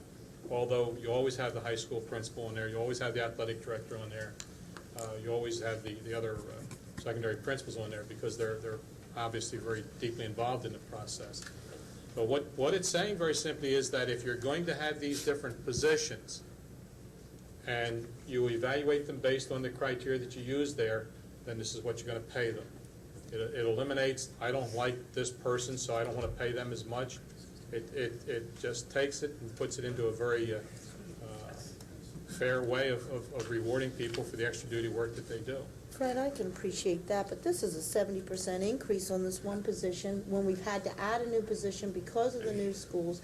It's not a matter of whether it's objective or not. This parity situation that we're dealing with the extracurricular seems to always be dragging new positions in with it, just as you it's referenced that because of the choral director was moved to group 4. Well, that's used to basically justify why these are going. It's when one goes, then all of a sudden there's 4 or 5 other extra duty positions that then are equivalent, that now have to be elevated up with the one that moved up with it.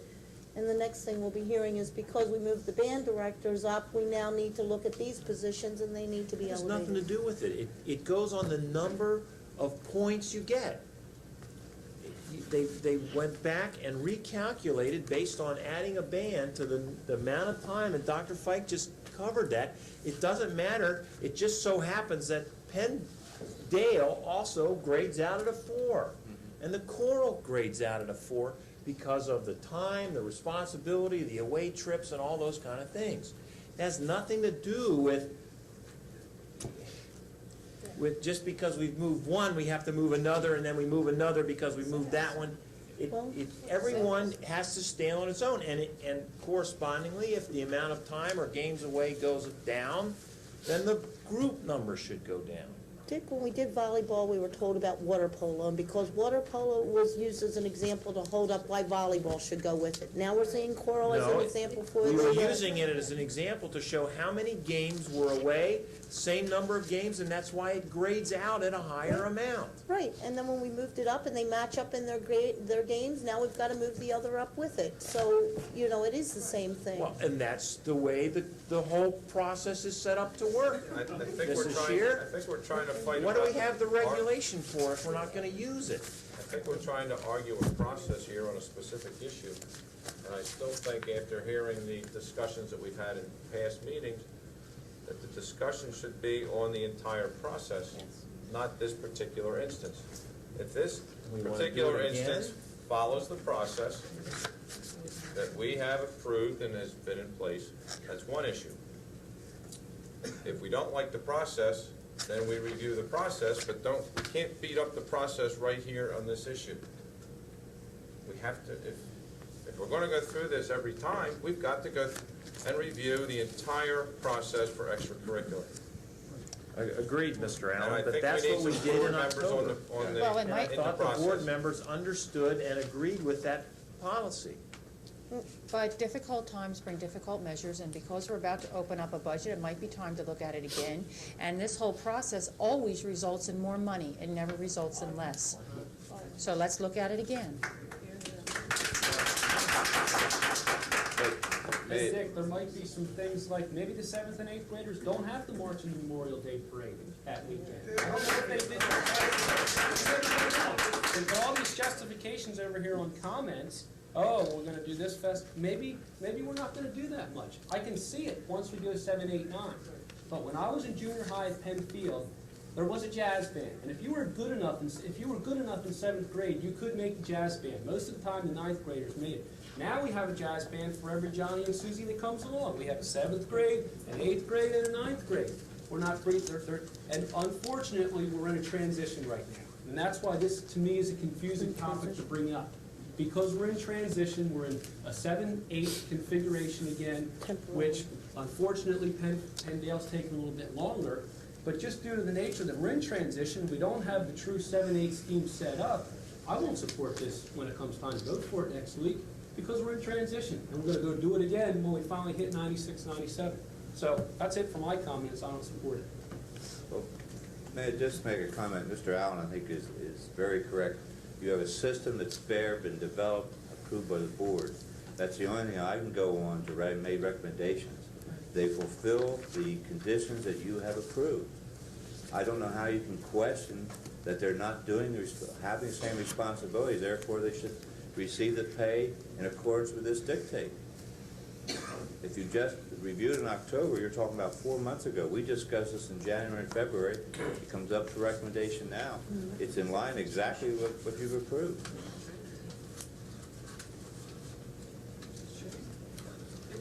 I don't think it was brought to a vote whether we reapproved. No, it wasn't approved. It was a. Process was not They for gave vote. us a description of it, but As I don't think we recall, read we the asked already. questions, and at that point in time, and we can review the tapes, I think we discussed whether there was a need to change the process.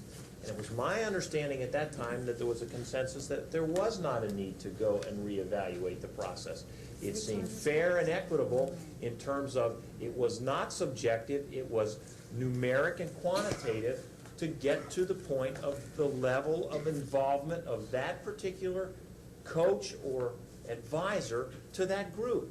And if the time involved and spent warranted it, then they should get paid for it. I mean, if you look at the hours these coaches spend, I mean, they're getting paid $2 an hour, and we're begrudging moving them up because they're putting in the hours. When, have we ever had one reduced because scheduling changes, Fred? From group levels? Have we ever had group levels? I wanted to comment to what Ms. Mengel just said about the fact that it's always adding. Every year this is reviewed. Every year positions are eliminated. And at the beginning of the year, as you well know, and as you will well find out again, when we come to budget, the budget process in some cases is a guess in terms of how much money you're going to need to do the things that you need to do. We base that on positions that we know that we'll have or that we've had in the past and have shown themselves to warrant continuation. We also each year look at that whole thing, and positions are eliminated because either they're under-subscribed to or they're just not worth continuing with. But year in and year out, there are positions that are taken out of there simply because we don't think they're worth continuing anymore.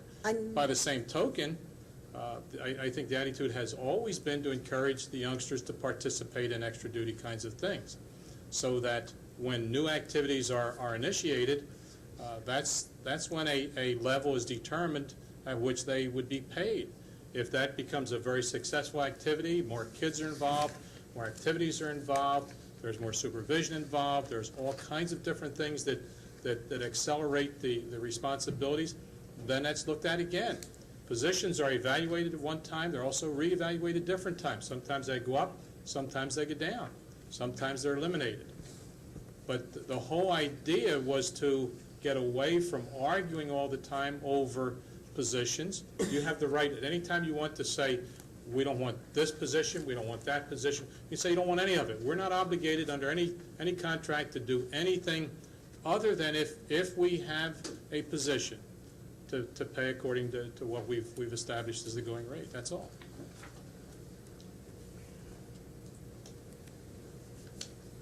I don't think that the statistics are accurate on the scoring system in this particular instance due to the fact that there are 2 band directors at Penfield and 2 band directors at Pembroke.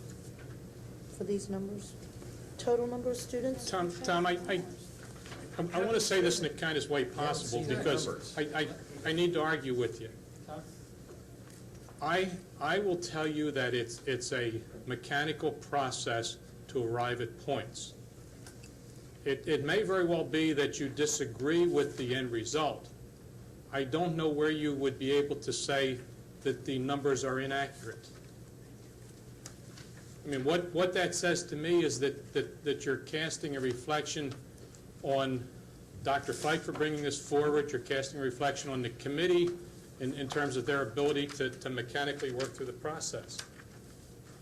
If this is where it gets to, that's where it gets to. I am more than willing at any time any board member wants to come in, and I'll sit with you for as long as you want to go over that and show you that it's mechanical. Okay, I'll give you my word, Fred. I will come in to meet with you I would between now appreciate and next that. meeting, and I also will meet with Jerry Kratz, who ran the band grades 7, 8, and 9 back in the 70s, and I'm also going to meet with Steve Frederick and get his input on it, and we'll go from there. Good. Okay, please share us your results. Thank you. Where are we Mr. going Clemens. tonight? Can we move on now? Where are we going tonight? Does this go on the agenda? Where are we going? Yes, I expect this to be on the agenda. There's no reason that it shouldn't be.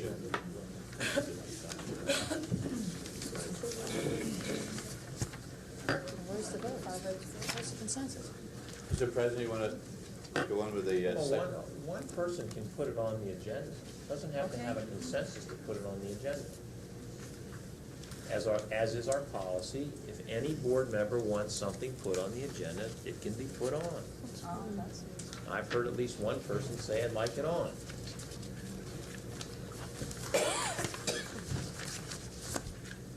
Dr. Fike, can I ask you a question though, so that you know what I'm speaking of?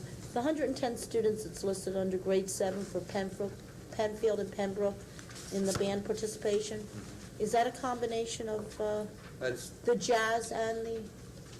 The jazz is usually made up of band students, a limited number because of the instrumentation. But normally jazz bands would be in the band, not necessarily, but there would be some, maybe a guitar in a jazz band that you wouldn't have in a marching band. Okay, so those 110 are split rather evenly, or are we dealing with lopsided numbers of students between the schools? They're Close enough? close enough, that's correct. Okay, it'd be somewhere 50, 60, or 55, 58, okay.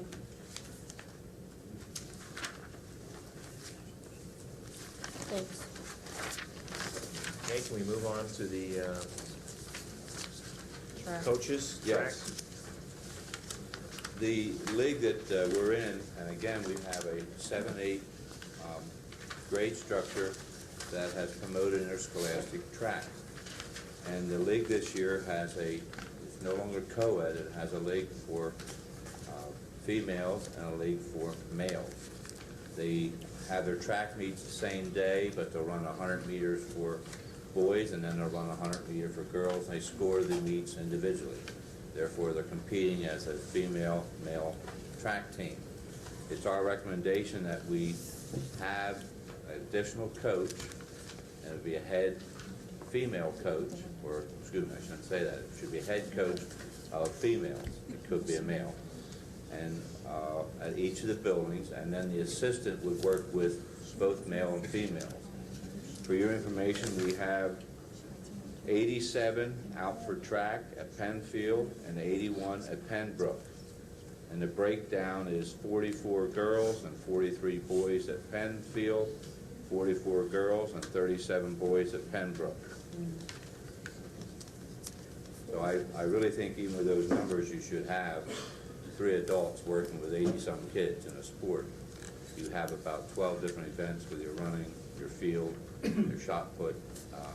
So I think that this is a fair recommendation that we have another head coach of girls, and then the assistant works with both boys and girls.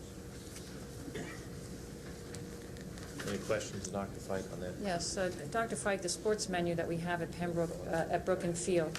For girls, we have lacrosse and softball, I believe, and boys, we have baseball. And is there any other male sports at Pembroke?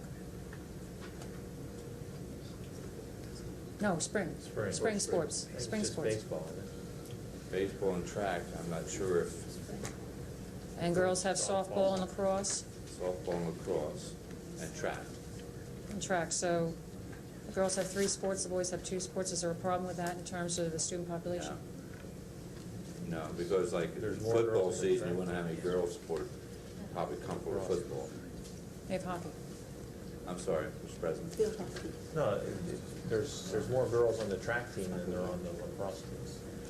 No, she meant sports-wise, is there, I'm talking there about are the 3 sports spring menu sports. in the spring at Brook and Field. Yeah, yes, thank you. Equity is what I'm looking at. I mean, we have it here for Gender equity. teachers. Do we have it for kids? Well, in the fall, we have football. We don't I'm have talking girls. just the spring. I'm But asking on No, the I'm just spring saying. sports To menu. my There's knowledge, more there's only sports in the 3, fall for boys.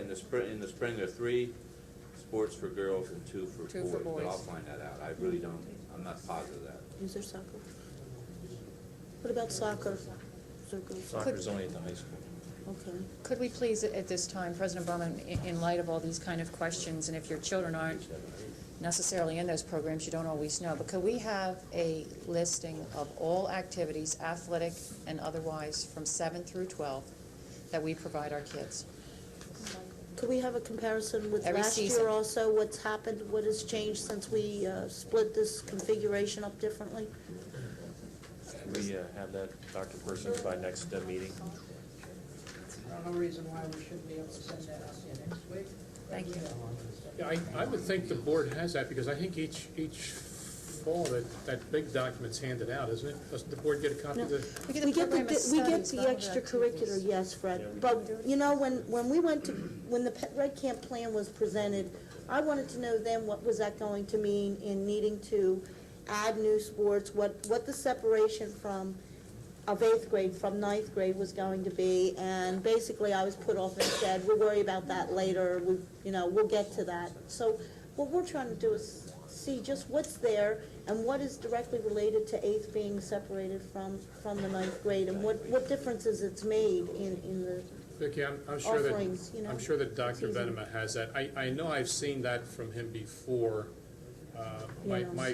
My recollection is not totally clear in terms of where I saw that, whether he Right. presented that to the board or what, in terms of what the new cost would be. Right. 'Cause It was a rather significant sum, obviously. I mean, you're talking about going back to what you had before after you dropped it. Right, that's what I'd like to see, because it never came through, but I don't want to have to check off different extra duty lists from the past couple of years to find out what's new. Can we keep it down in the audience, please, so we can hear? Thank Thanks. you. Thank you, Dr. Kersey, I appreciate that. No more Any other questions for now. questions from the board on this? And we'll just call. get the information on all the activities. And if we could, the level of the coaches and who the coaches are and those various. Now, I have Well, we all got that extra in duty. print for 92.3. Right.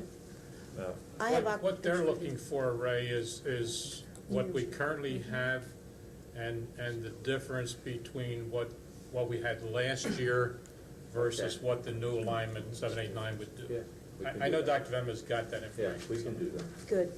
But we're looking at all sports, though, 7 to activities. 12, not All just. activities, because it Activities. goes beyond just sports, right? Yeah, sorry. I'd like to I meant to know say also with the classroom From changes. checkers to soccer. Fred, So that we want can pub- understand some justification Mr. President, do you want too. publications like affects you for newspapers, safety. Yes. and government? Everything. We have that whole list, okay. Hopscotch, tic-tac-toe. This is as of checker. 1/1995, I can give you that. That's great. German, Okay. some of the course differences. So we'll that we review connect that together. as part of the meeting on next Thursday.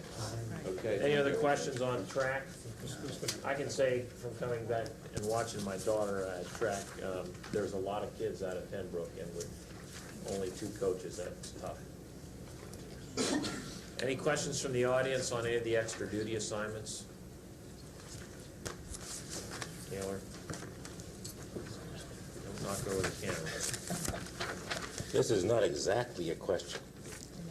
I've had 2 things in my mind for a long time about the board and the community, and I think I've been able to phrase them as 2 concerns. First of all, you do an amazing amount of work, the board I'm talking about, not the administration, without being paid for it and working around some other kind of support for yourself or your family.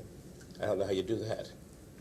But secondly, can you imagine anyone having enough guts to come before you and ask to get paid for doing what you're doing free? You see the problem? Because it really showed itself on, you said $2 an hour, that's about right, 50 bucks a week. It was that range you were talking about, and if you remember, I asked you about this at the very end of the meeting when the subject came up last fall, and you ruled me out of order, but I said it anyway. That you had a system here that was almost entirely objective, and yet you have nothing like that for your teachers. The major activity of this board runs off the top of your head. Okay, thank you. Any other questions specifically about the extra duty curriculum? We're going to take a 5-minute break now between the next event so that we can change the videotapes. The next item, Dr. Persing, is the school calendar for next year.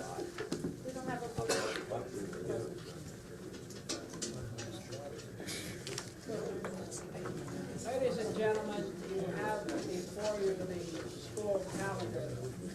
But before we get to the school calendar, I would like to take this moment to ask the audience and the board that they would bow their heads in a moment of respect to John Shillington, who has been with us for almost 30 years as a teacher and principal, who died suddenly in the last several weeks. Would you bow your head?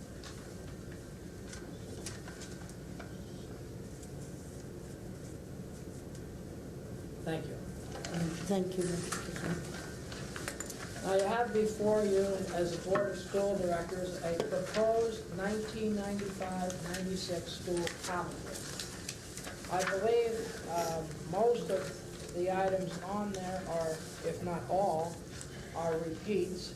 This calendar was formulated with the advice and consent of the administration, and I met with the president of North Penn Education Association, and we are bringing this forward, hopefully for your concurrence. Okay, any questions on the calendar from the board members? I might as well throw it out here. I thought that we talked the last time when we addressed the calendar that we weren't going to have a whole week at spring break anymore, that we were just going to use the weekend. I thought the same thing. I have no idea. And as a matter of fact, I don't intend to be here next year. Whatever you folks want is all right with me.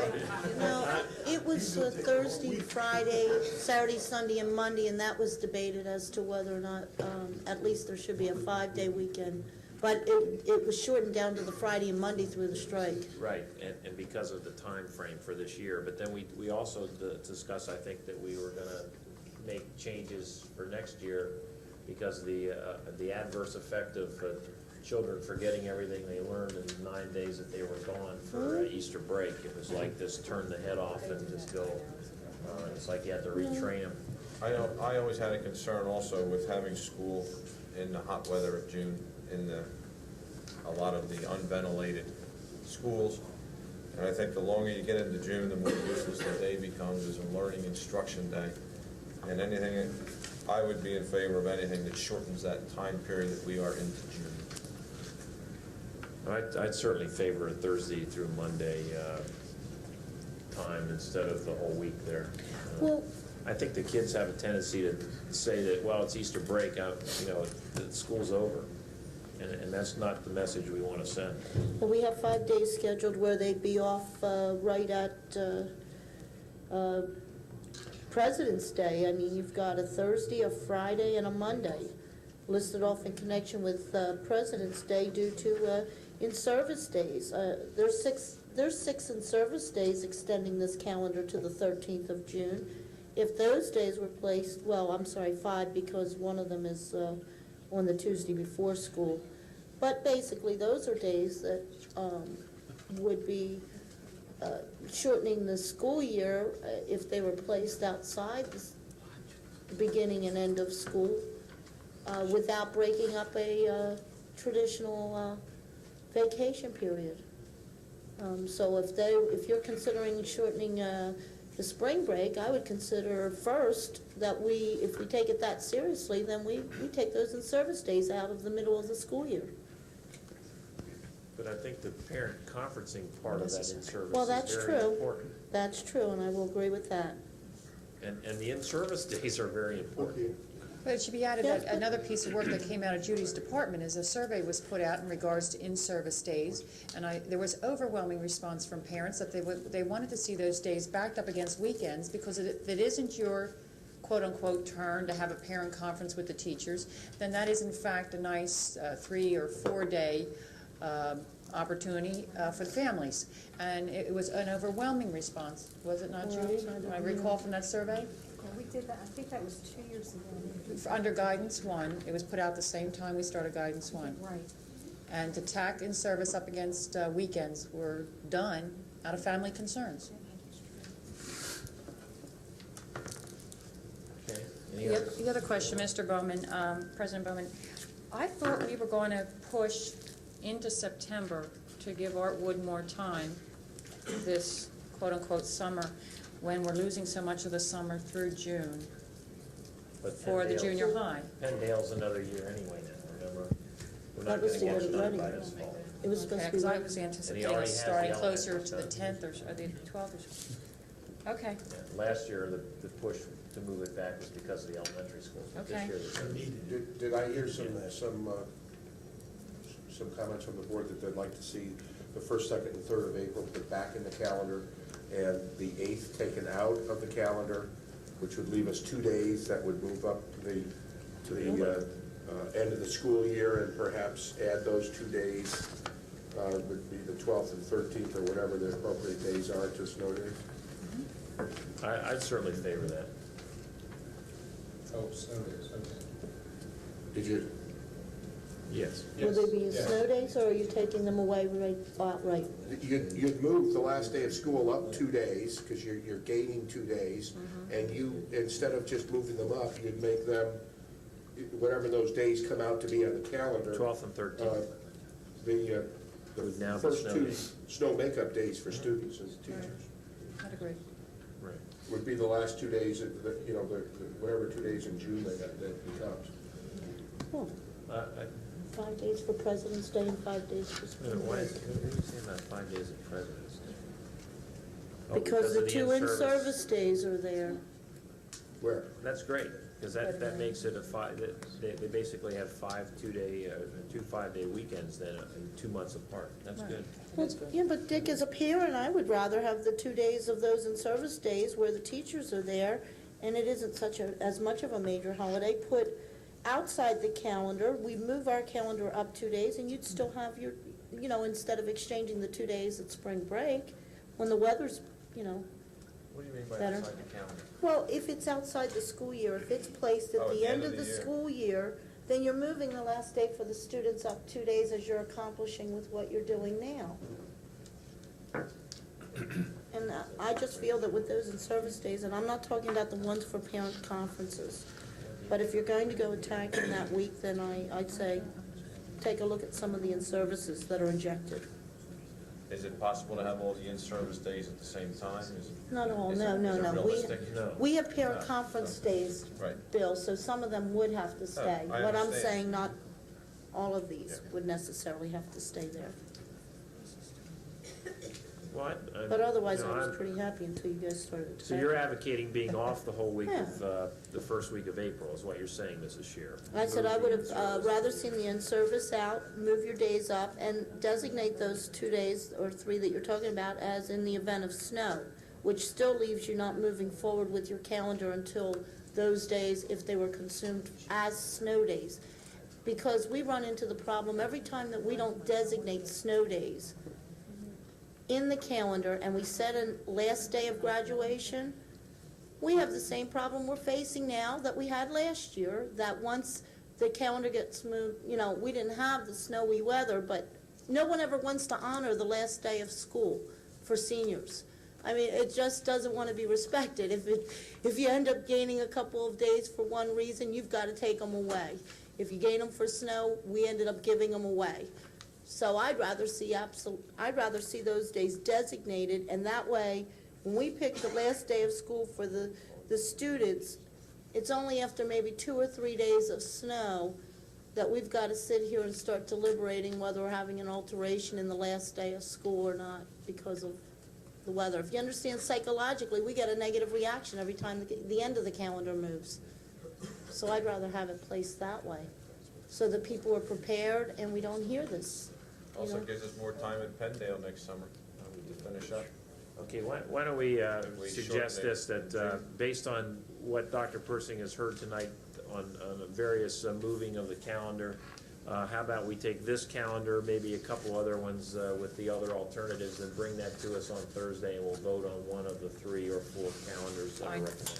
Fine. Does that make sense? We can get Mrs. Shear's concerns and put into one calendar, Mr. Redcamp's in another, and get those alternatives put out there, and we'll just vote on which one we like the best.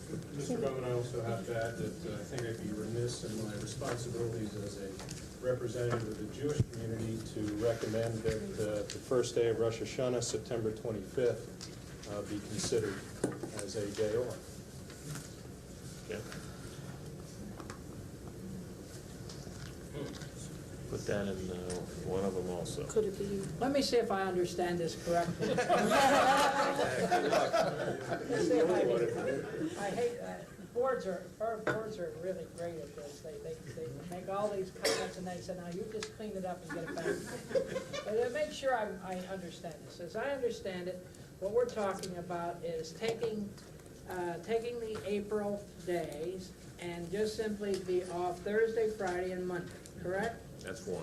What we're saying in another calendar is to put out is that we have the 15th and 16th, we go to school and we put those at the end of the year. Is that correct, Mr. Sheriff? We take 15th and Yes. 16th? We move the calendar up, yes. Okay, well, And yes, for the students, Have yes. school those days and put the in-service days at the end of the year, at the which end I'm of the not year, sure they okay. In-service provide at any the end, kind of benefit, right. but. And also we're suggesting that the 25th be a holiday. Does anyone else have any other suggestions? Anything from the audience? Well, Dr. Persing with mine, Yes. Dr. Persing Yes. with mine, I would like designated snow days. In other words, it's sort of a compromise between whether you're taking those days at the first 2 days of the Easter break, whether spring break, whether you're removing them completely as was suggested here, or designating them as snow days, which gives us a little greater chance of actually, maintaining our last day of school, even a possibility of moving it up. What my concern, so that you understand, has been that when we pick a last day of school and we designate it with an asterisk like this, and then list snow days afterwards, no one ever wants to follow that. We keep ending up giving time off because the day that was hoped for, barring any kind of inclement weather or a contract strike of the sorts, Okay, Mrs. Sher, what So you're just- suggesting, I believe, that we have some snow days in the calendar. April. in April April. 1st and 2nd And will be take the snow days. 16th, 15th, and 16th and place that. Those as teacher part- and service days be outside the student calendar, so that they're not, And possibly have Monday and Tuesday off with the idea for snow days, like you put in there. yes. Well, we ran into a lot of parental concern when we were considering that before, because people had already planned vacations, given that those days were gonna be off, and then we made them snow days. But Dick, I think So, you're gonna find last that year- you're gonna have kids not showing up for school now because you shortened their calendar, and they're just not going to come. This isn't their calendar. I mean, you gave them off Friday and Monday, and they won't be there Wednesday and Thursday, or Monday, Tuesday, Wednesday, and Thursday if their parents wanna go away. Okay, well, he'll bring this to us, and make sure you, if you have concerns or changes, call Dr. Persing and make sure your calendar gets on there, okay? And we have fax numbers, feel free to get We'll have 20. You're gonna get a 1-800 number just for the calendar. Actually, I thought he did a good job till you started talking about it. It's pretty great. Okay, any questions or comments from the audience that, on the calendar? Taylor, you really want to? Sorry, you people may see something that I didn't see, but first of all, why doesn't brain drain occur between Christmas and New Year's? Why is a week in April a problem? It does, but that's acceptable. I missed that. I'm sorry. Oh, I said it's it's early in but the that's year. acceptable at that time of year. All right, and the second question was, are you sure that there will not be another strike? No. No, we're Well- not, we're just planning the calendar. We're not planning a strike. Well, you. All right, and the other question is, I want to know what outside the school calendar means. After the last day of the The last kids. day for the children. That's the statement she's making. So you'll have to go to Saturday, or you have to work miracles to get conferences during the year. Monday, Tuesdays. Correct, and well, but, I get your point. Thanks for the calendar. Any other questions on the calendar? Yes, ma'am. Dr. Persing, one more request? Could you run these by Dr.? Hi, Eileen Mr. Crawford Schmidt, from so that we Lansdale. I just have a quick Eileen, comment. just a second. Are you finished? I'll follow her. I'm sorry, I wasn't for you. That was I'm for sorry. me. I'll follow her. I just have a comment. As I recall, too, one of the problems that we had with the parents who were concerned earlier in the year about the 8th grade honors curriculum, and when the board met with them and the administrators met with them, and one of the solutions that was proposed, in other words, one of the roots of the problem was that there was improper training of the teachers because they did miss some in-service time. I would just ask, please don't put in-service days at the end of the school year. They do serve a valuable function when they're used correctly, and I think it is a very good suggestion to have them coupled with a long weekend. That's a great idea. But I would much rather see in-service days used earlier in the school year when the students can get some benefit from the training that the teachers just received. So I would ask that you not place in-service days at the end of the calendar year. Dr. Persing, it's fine with me if you place them in August, and that'll do them a lot more good than in February. And, All right, we'll get to choose have a lottery on Thursday for the calendar, okay? Okay. Can we press on then, Dr. Person? See, the next item on the agenda is the earned income tax, a subject near and dear to our hearts. Think so? Well, it will be. Earned income tax, up to you. I'd like to take this opportunity to just say a few preparatory remarks before we get into the rest of the discussion. Tonight, as we begin the first discussions about the budget for the next fiscal year, as someone who has been with the North Penn School District for only 3.5 months, I bring a new perspective to this process, a perspective which is bringing new scrutiny and new challenges. As you know, tonight I will be discussing the possibility of creating an earned income tax as a way of offsetting lost revenues from assessment appeals. For the first time in the history of North Penn School District, we are facing zero growth in revenues. This in the face of growing enrollments. The dilemma before this board and administration is not an easy one, but it is one from which we cannot shrink, and it is one on which we must work together. We must work together to find solutions which match the needs of the school district and the ability of our community to meet these needs. It had been my intent to bring forward tonight a full budget for overview. I have decided that it is in fact more prudent to look tonight at the revenue portion of the budget only. The revenue issues need to be fully understood, and looking at them separately will allow for a more thorough discussion.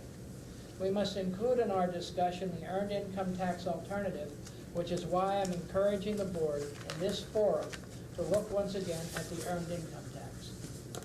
While some might suggest that a discussion of an earned income tax without a discussion of expenditures is not appropriate, I would argue the opposite. We know that our expenditures will be considerable, and we know that even if we had a zero increase in the budget, a discussion about earned income tax would be appropriate. We must be more creative.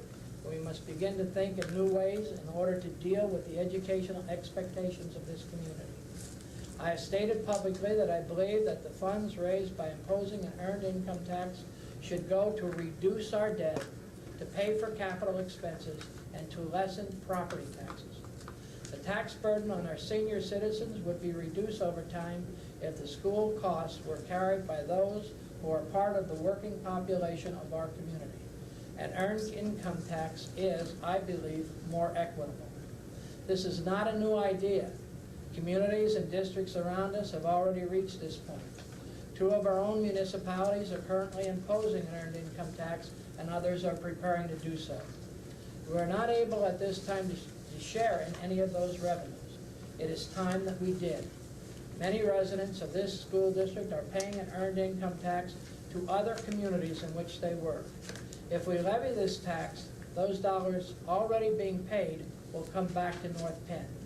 The details about an earned income tax will be reviewed by a representative of Berkheimer Associates, who were commissioned a year ago to make this study, and tonight we'll review the details once again. It is my opinion that this is an appropriate step to take at this time. Let me make one point perfectly clear. As I mentioned earlier, I'm bringing a new scrutiny to this budget. As a superintendent who ran school district for over 27 years and who have submitted many budgets for consideration, I'm looking at the way things have been done at North Penn, and I am challenging many points. In my short tenure here, I have heard the taxpayer concerns, and I've heard the concerns of this board. We must find ways of working smarter and better. We must find ways to cut costs without sacrificing the quality of what we do. I am asking hard questions of the administrators, and together we are finding some new solutions. I do not come before this board and this community to discuss an earned income tax without understanding the need for prudent management and fiscal responsibility. They go hand in hand. We're looking hard at the cost and the programs in place, and we are challenging as we go. Tonight is a time for us to look realistically at the revenues we expect to generate for next year. It is time to reconsider an earned income tax as we work to intelligently meet the challenges before us. I want to say that I hope that we can look at what is needed for North Penn with a new, a fresh, a nascent viewpoint. I realize that full well that the decisions I'm asking the administrators and the teachers, custodians, cafeteria workers, secretaries to make in this school district will not be easy. I realize that we're going to have to look hard. My projections are 0 increase in staffing for next year. Please understand, I realize that we may have to move staff from one position to another. I will be making recommendations during this budget process that will not be popular. And believe me, at my age, and the idea that I'm going to be here a short time, I would much rather be here as the good guy, as the guy who presents to you all these wonderful things without any sacrifice on the part of anyone. I can't do that. I won't do that. I'm going to come to you with a budget which I think is austere, which I think is realistic, but it's one that I believe that we can build on for future years. Understand, the sky is not falling. We will have a problem next year. I've known that after I've been here about 3 or 4 weeks. But it will enable us to push forward into future years. That's a legacy I have to leave you. I have to leave you something on which you can build. I have to leave you something on which I can be proud of. And I feel that I'm a fiscal conservative. I've always been all my life, and I don't intend to change now. So with that in mind, I would like you in the audience and the board, if you would take a look at the summary of annual budget revenues before we go any further. I want you to notice, please, on the first page, where it says local revenue. I want you to see that what we're estimating in 94, 95, and what we're estimating in 95, 96 from local revenue goes up approximately $600,000. But I want you to go to the next page, please. I want you to go to the next page, page 2. And I want you to look at real estate taxes, please. It's right at the top. It has an asterisk there. The real estate taxes which will reflect the same millage as this year, show that in fact, we have grown approximately $80,000 in real estate taxes. That means it's less than 0.1%. Mr. Dennis Kelly, who worked very hard and diligently in getting this prepared for you, has shared with me a lot of information. I'm not only giving you the highlights of this information. What I'd like you to see then, under those highlights, if you would take a look down below, you would see that the only place we have growth is on the collection of real estate on interest on investments. We have that. And we also have some other small, minor increases. The bulk, as you can see, compared to $75,944,000, is $69,525,000 from real estate taxes. I just don't believe in good conscience I can come before you and keep asking you to raise property taxes, which I think is a regressive tax, which I think really hits the poorest and the oldest. I just can't do that. I just have to think that one of the problems that we have is to take a look at the earned income tax. And if you look down below, this district would realize an earned income tax revenue of $8 million, and that's a best estimate, and that comes from Berkheimer. I think it's a conservative estimate, but I think it's a reasonable estimate. If you would go to the next page, please, number 3, and you'll see again in a graphic form what is represented there. As you can see, since 93, 94, 94 and 95, 95 and 96, you can see that we have practically zero growth in income from real estate taxes. Let me hasten to say to you very quickly that that does not reflect the dramatic growth in pupil population. And when you say, well, you know, someone brings a home in here and we get from that home approximately $2,500 in real estate taxes, I'm quick to point out that if they bring 2 children, we educate them at $7,500 apiece based on this year's rate. That's $15,000. We bring in 3, we'll say we'll be generous, we lose $12,000. So being that type of growth is not the growth we're looking for. If anybody can plant another Merck Sharpen dome somewhat place, why, let me know, and we'll be able to do that a lot better. If you go in with to the next page, 3 of 6, take a look, if you will, what has happened to our assessments and what we're looking at. And look at the estimated collected assessment with what we have on our 94-95 assessment. And you see there again a growth merely of about $11 million. Looking at it another way, our estimated revenues go from 63 to 69 and then to stay at 69 in 95-96. Going to the next page, if you're looking for any help from the state, forget it. I mean, that's just not going to be forthcoming. As a matter of fact, if you're looking at anything from the state to continue the support that we're now getting, I hasten to tell you that I don't think that's going to be realistic. We already know that the state is pushing us to have such things as early intervention. Early intervention means that we take special education young kids and we place them into classrooms which they definitely need for special education. And the state passed that, and now they would like to pass the mandate, now would like to pass the cost onto school districts. I don't know what Dr.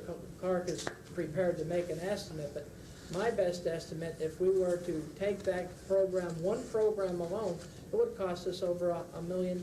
Is that reasonably accurate? It's a rough estimate. A rough estimate would be about $1 million. They have another creative financial scheme in store for you. I tell you quickly to be on the lookout for it. The new push is going to be for school districts to take and pay their particular, the state share, or only receive our share on retirement and Social Security, which now they're obligated to pay 1/2 by the state law. Do not be surprised if in the future they simply gear that towards what is known as our aid ratio. Putting it another way, if our aid ratio were 0.20 in round figures, Dennis, is that fair? 1957. Okay. It never fails. Business managers are like that. But anyway, 0.20 approximately.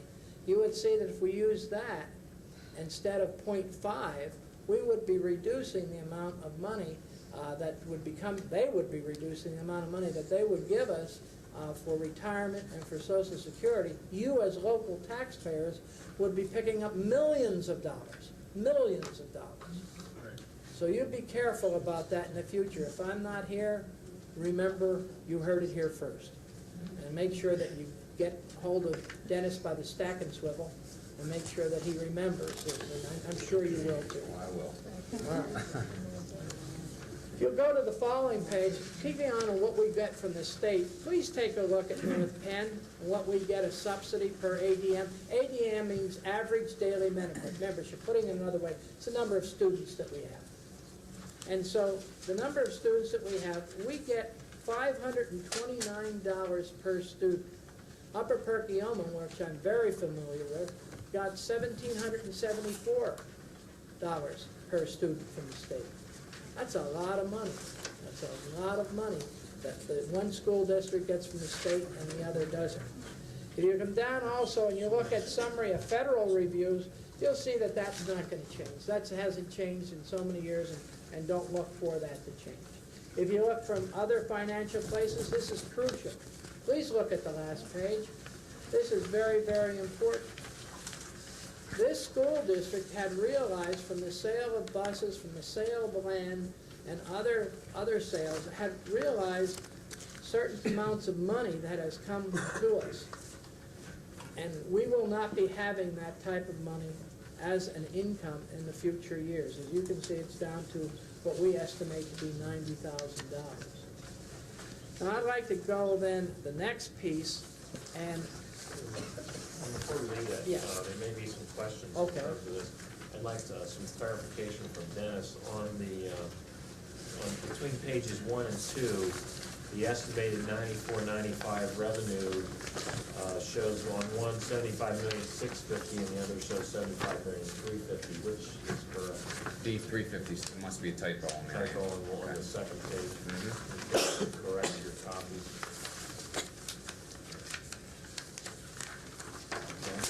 Okay, do you have any? Do you want to open it for the question? Yeah. Why don't we talk about board first, in terms of revenue now before we get into the. Any questions on these specific charts?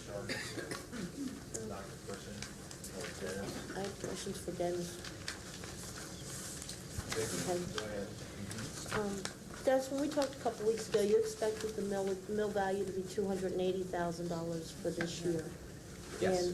And on this page 3 of here, I've got a number listed of $278,790. That's what we budgeted Correct. at the beginning of this budget year. Then there's a number below it, $279,106, and it says that that reflects the 94.95 millage rate. That's correct. So then is the $278,790 what we budgeted, but what we're actually realizing in this year's That's what a mill levy? 278,790 is what 1 mill is worth in Sure. 94.95. Okay, We're but- projecting, and if you look under the estimated collectible assessment, the 279 million, that's where we get our Right. mill cost. That's I know where that. we're projecting 279,106 for 95.96. Okay, then it says And that will reflects remain the same no matter what the millage is. It says reflects 94.95 millage rate on my sheet. Right. That's what the Do you mean for 249 does. 95.96 for the upcoming budget, or? Well, That's the 249. Right. It's this number that reflects. Well, no, we haven't changed the mill, when we determined the revenue, Mr. Shard, to get the 69,525,000, we're using 249.1, which is the 94.95 millage rate. I don't think you know what I mean. Your 279,106, which is a new figure. Correct, but that has Is no. that 94.95 mill, or is No. it supposed to be It's 95, 95, 96. Okay, because you have an asterisk, and mine says. The asterisk, 49.1. right, that applies to the millage, because the millage rate has no effect on what the mill, what the cost per mill is, or the revenue per mill is. That's gonna remain the Okay, same that's no not matter the what. value of the mill. That's what you anticipate, though, next year's value. That's correct. Yeah, but it's right here. Oh, it's at the wrong place. Okay, I've got you. The asterisk's in the wrong place. So we do expect approximately $300,000. Well, there would be just that small amount of increase in our mill value. Correct. As It's far a as that point- new revenue. It's a 0.1%, 0.11 to be exact. That's what our growth is from last year's assessment to what it currently was at March 1st. And you don't expect that we're gonna hit the 280 No. for this year? At what rate did you discount that? 4%. 4%?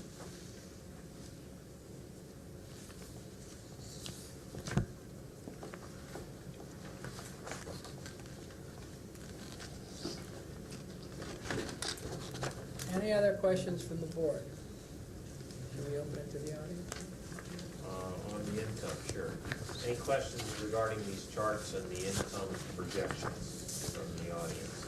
Yes, just in regards to, you said earlier that Berkheimer had put these figures together and, Earned income tax per factor, this is.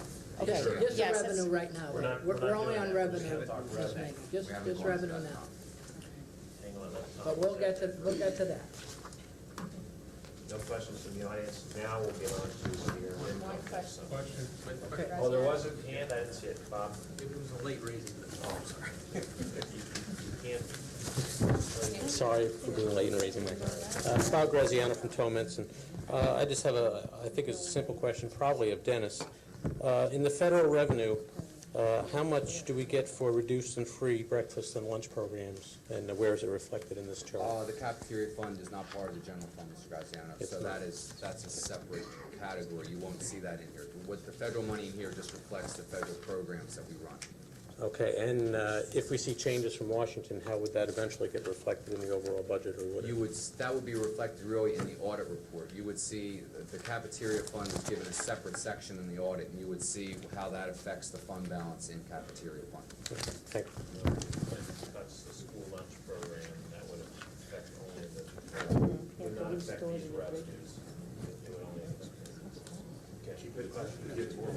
Well, Mr. Bowman, it is a good question in that if it affected it too much, somewhere along the line, the general fund would then have to fund the cafeteria program. If the board so makes The board chose choice. to. Or we could raise the lunch prices. That's correct. Hey, Clinton won't be cutting breakfast. He had his way, he'll give supper. And if he, Bill never misses any breakfast. and if he does, we know how to make jelly sandwiches. That's right. You know, do without cafeteria. Okay, ladies and gentlemen, I'm not going to attempt to go through the earned income tax survey with you when we have an expert in the room, so I'll turn this over to you, Ernie, and then if you want to make any comments up there, if you will, and then if they have any questions, we'll direct them to you. Probably know far more about it than I do, except Dennis knows more about it than I do. In fact, a lot of people. Okay, thank you.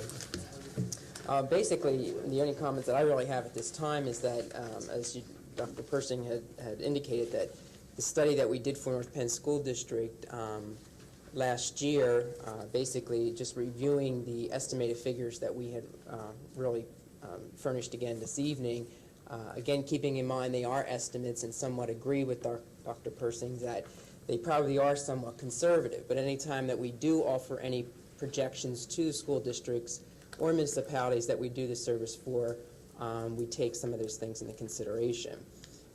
The earned income tax, just for informational purposes, is a tax on salaries, wages, commissions, tips, incentive payments for services rendered. In other words, if you're an employee and you receive a W-2 from your employer, you're going to be subject to the earned income tax on your gross earnings. There are certain deductions that are allowable under the earned income tax, those basically being that if you file a Pennsylvania UE1 or UE2 schedule and you take off some of the unreimbursed employees' business expenses, you can also take them off on the local level. In addition to W-2 or wages being taxed, so are net profits. Net profits from self-employment are also subject to the tax. Excuse me. For school district purposes, the tax can only be levied upon residents of the school district. If the board decides to levy a tax, the maximum rate that could be levied is 1%. Any municipality that presently has the tax, there is a sharing provision, or at such time should the municipalities within North Penn School District decide to also make a levy, realizing there's a 50-50 split there.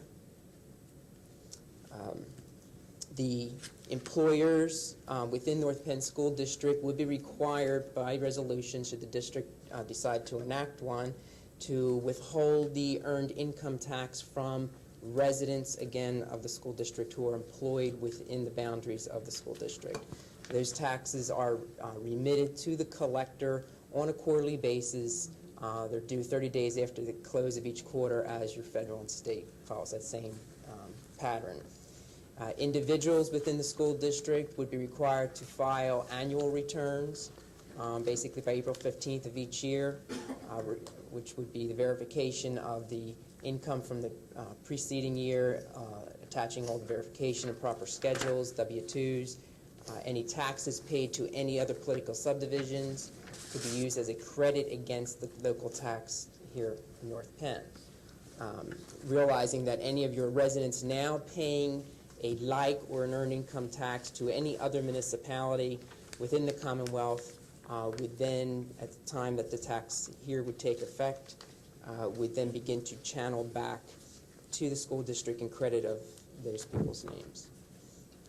The exception of the City of Philadelphia, anyone employed within the City of Philadelphia, which is under the Sterling Act, that act takes preference under Local Tax Enabling Act, which is Act 511, and those revenues or those taxes paid to the City of Philadelphia remain with the City of Philadelphia. But the individuals would still receive a credit up to that amount of tax owed locally. So I'd be happy to answer any questions that the board or the audience might have regarding the earned income tax.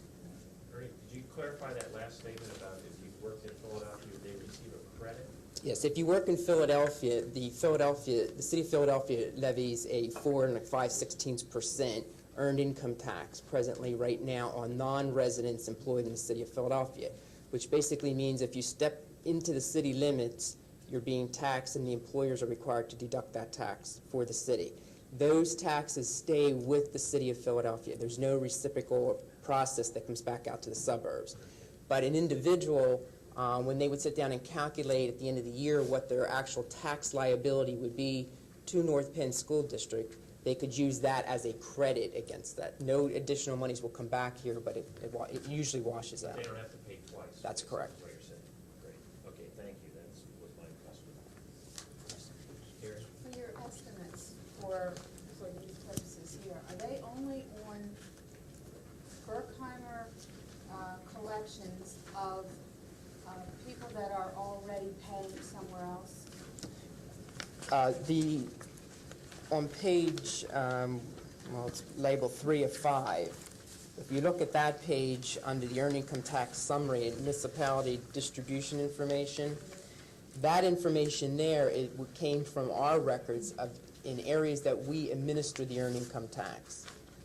Okay, so the income that you see there, or the revenues, would be derived from right now people from our residents of North Penn School District that are now employed in areas that we collect administrative tax for. That is what they are now paying estimates. As far as our estimated figure overall, that's based on the entire district, and that figure, or those figures there, are included in that estimated amount.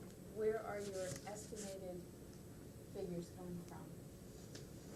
Well, the estimated figures that we use, there's a variety of sources. We poll different situations, such as what the Planning Commission has set up. We tie into per capita incomes as well as the wealth of income within a district, property values, comparable districts that we're presently collecting the tax for, and we come down to what we estimate as the working population and what their estimated working salary is. It's more based on a model than any actuals. Unfortunately, there are no real actuals. I mean, you don't go to the federal, There's no- state and get numbers. The only comparison that could be used in somewhat is some of the information that the school district gets back from the Commonwealth. But in that figure also, you have to realize that the Commonwealth is looking at all sources of income, and the earned income is only actually on earned income. Do you have an Mrs. estimate? Prokowski, I can tell you from the state figures, the total net income of North Penn School District is $1.5 billion. But that includes dividends, interest, that's not just straight salaries, but that's as of 1993. That's the last time we had facts on that, but it's 1.5 billion. That includes retirement and things that would not be taxed in this. Right, Mr. Roman, they pull those figures off everyone's state return, so that includes everything that goes into your gross income. Do you have a head count or an attempted estimate on the number of folks that are employed and their monies are in Philadelphia from the North Penn School District? Yeah. I can't hear you. I can't hear you. Just an estimate of anticipated revenues in Philadelphia because of those commuting from this area into Philadelphia and at those. Well, we took into consideration, and again, it's our best estimate, is we took a 10% factor, which if you look at your working population usually is around 40% of the entire population within a district. So your working population is probably around 34,000 people. And if you take a 10% factor to that, you're probably looking around 3,400 people that could be subject to the wage tax in the city of Philadelphia. Until the process absolutely begins and you can actually poll the individuals and get that statistical information, there's no other way of getting it. I do recall when the earned income tax was levied in North Wales Borough, that you had, I believe Berkheimer did the estimates at that time for No, we North didn't. Wales Borough? I don't believe we did. Are you collecting for them? No, we're not. But I know at that time that the estimates that were provided on which the board had made their decision was much different than the revenues received. The revenues were significant. Not that that borough did not have work to do and ways to spend that money, but they received far more than they thought they were getting and went around looking for projects to spend it on. So what do you think your margin of error could possibly be? Well, fortunately, our track record on the areas that we supplied information or the estimated figures have been very good, and I'd be happy to supply the district with some of the recent enactments from 1990 on that we have supplied to municipalities and school districts of our budget projections and what they actually came in at. And Other school again, districts? Pardon? Other school districts? Other school districts, Of yes. like size? Of like Central Bucks. Okay, I would like those. My other question is, should an EIT be enacted here, it would be not only the residents that live here, but also those employed within the boundaries of this district? No. For school district purposes, you can only tax residents of the school district. If any municipality levies the tax, they have the authority to levy it on residents and non-residents, which means if you live or work here, then the municipality could actually tax you or share in that if the school district decides to go with that. So if the municipality is, any municipality is paying significant fees, professional fees to those that do, people who render services in the district or in their municipality but don't necessarily live here, they could pool. There could be additional percent from that, revenues, yes. But we cannot. You cannot. And that would only be from individuals in those municipalities that presently live in districts that do not levy the earned income tax.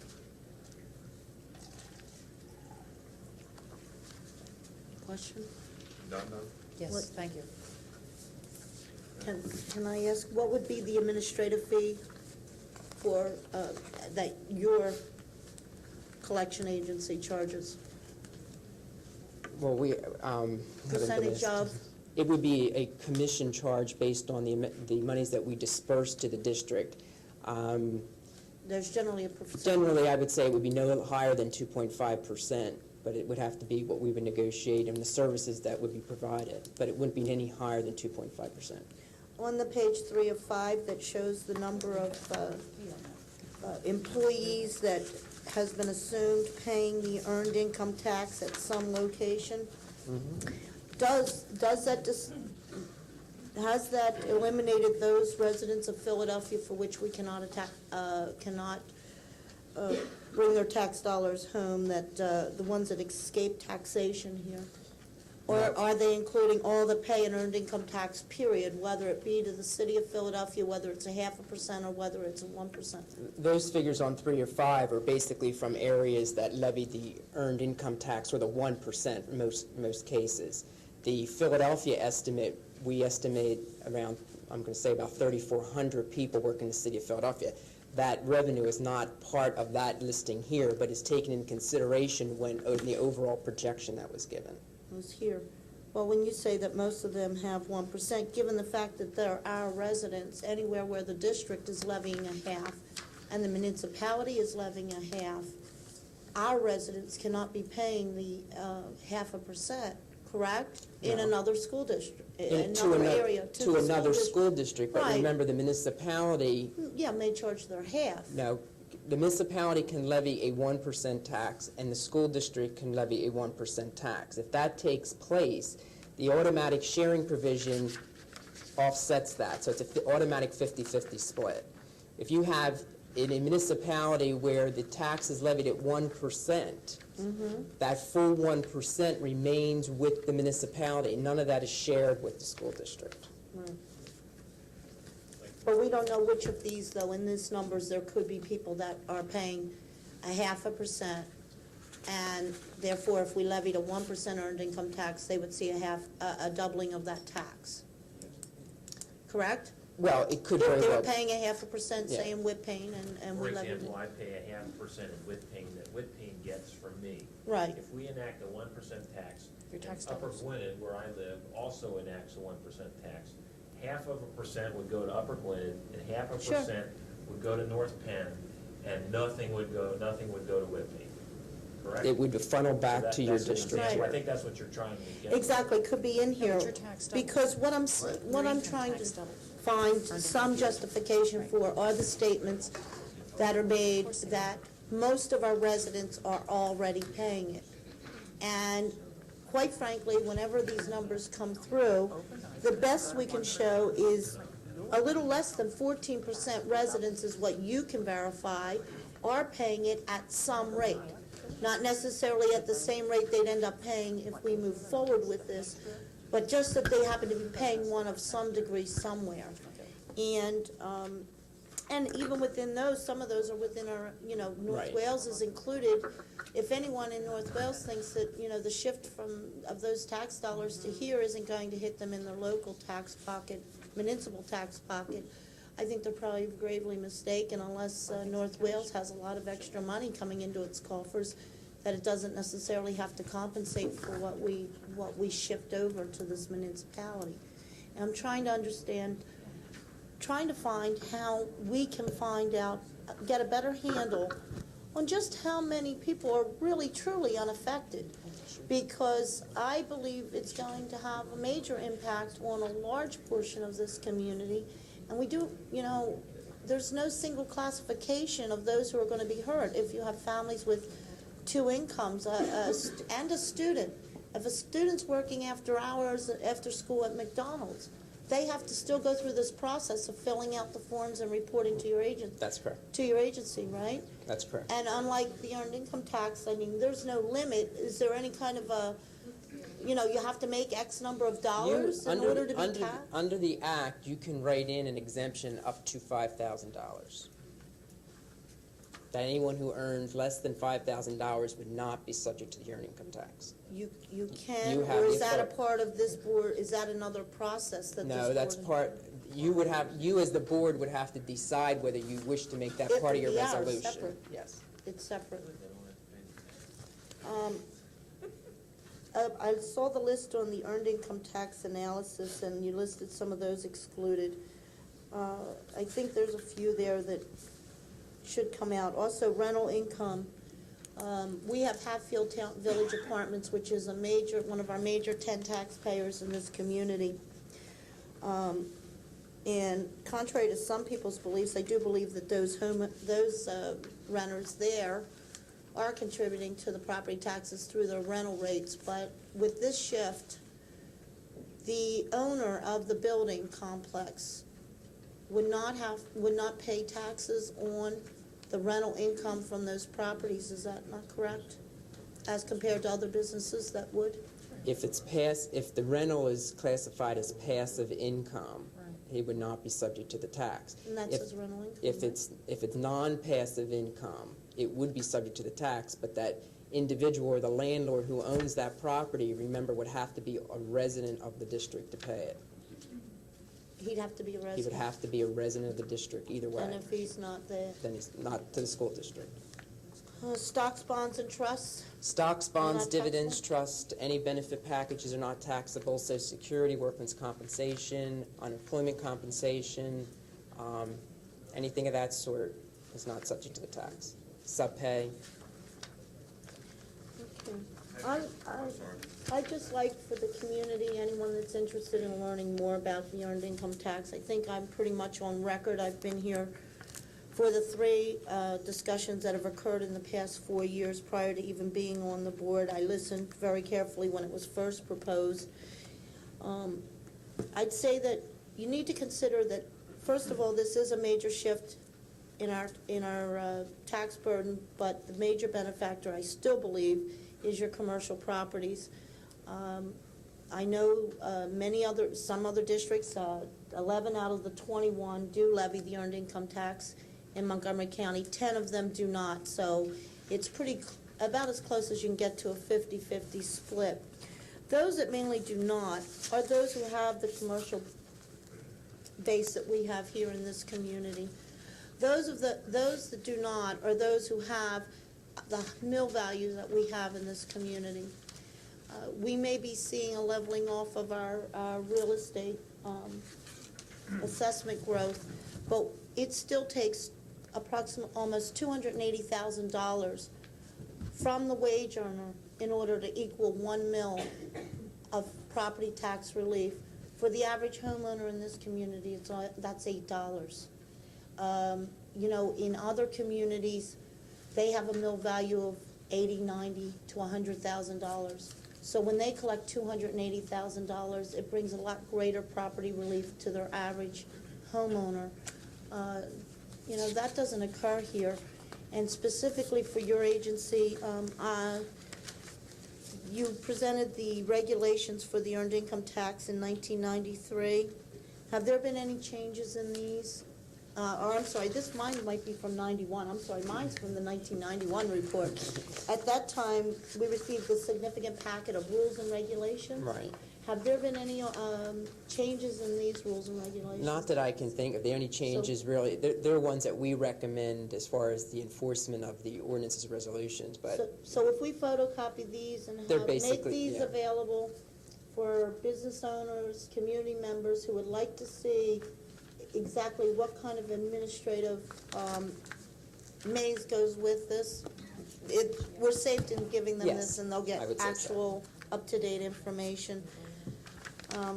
I will let everyone ask you questions first, and then I'll conclude with my sentiments on this so that I don't keep you standing up there. Thank you. Forget it. I had a couple questions, sir, if you don't mind. I wanted to make sure that I understood, I think it was on page 3 of your handout, that does reflect existing collections that your company makes that would come back here based on North Penn levying the tax, is that correct? right. Those figures there were taken from the year of 1993, okay? And they represent residents of North Penn School District that now working in areas that we administer the tax for, who are paying an earned income tax. And I would say that 99% of them are probably paying a 1%. Okay, and I guess that leads to my next point. So that means that people from North Wales, residents of North Wales Borough, that channel through our records would are go not back to... included in here because you don't collect from North Wales Borough. That's correct. If you look on there where it shows the North Wales Borough, that's money that channel through our collection efforts that goes back to the borough of North Wales. Okay, but you would perhaps have some residents from Hatfield Borough, since you do collect at Hatfield Borough?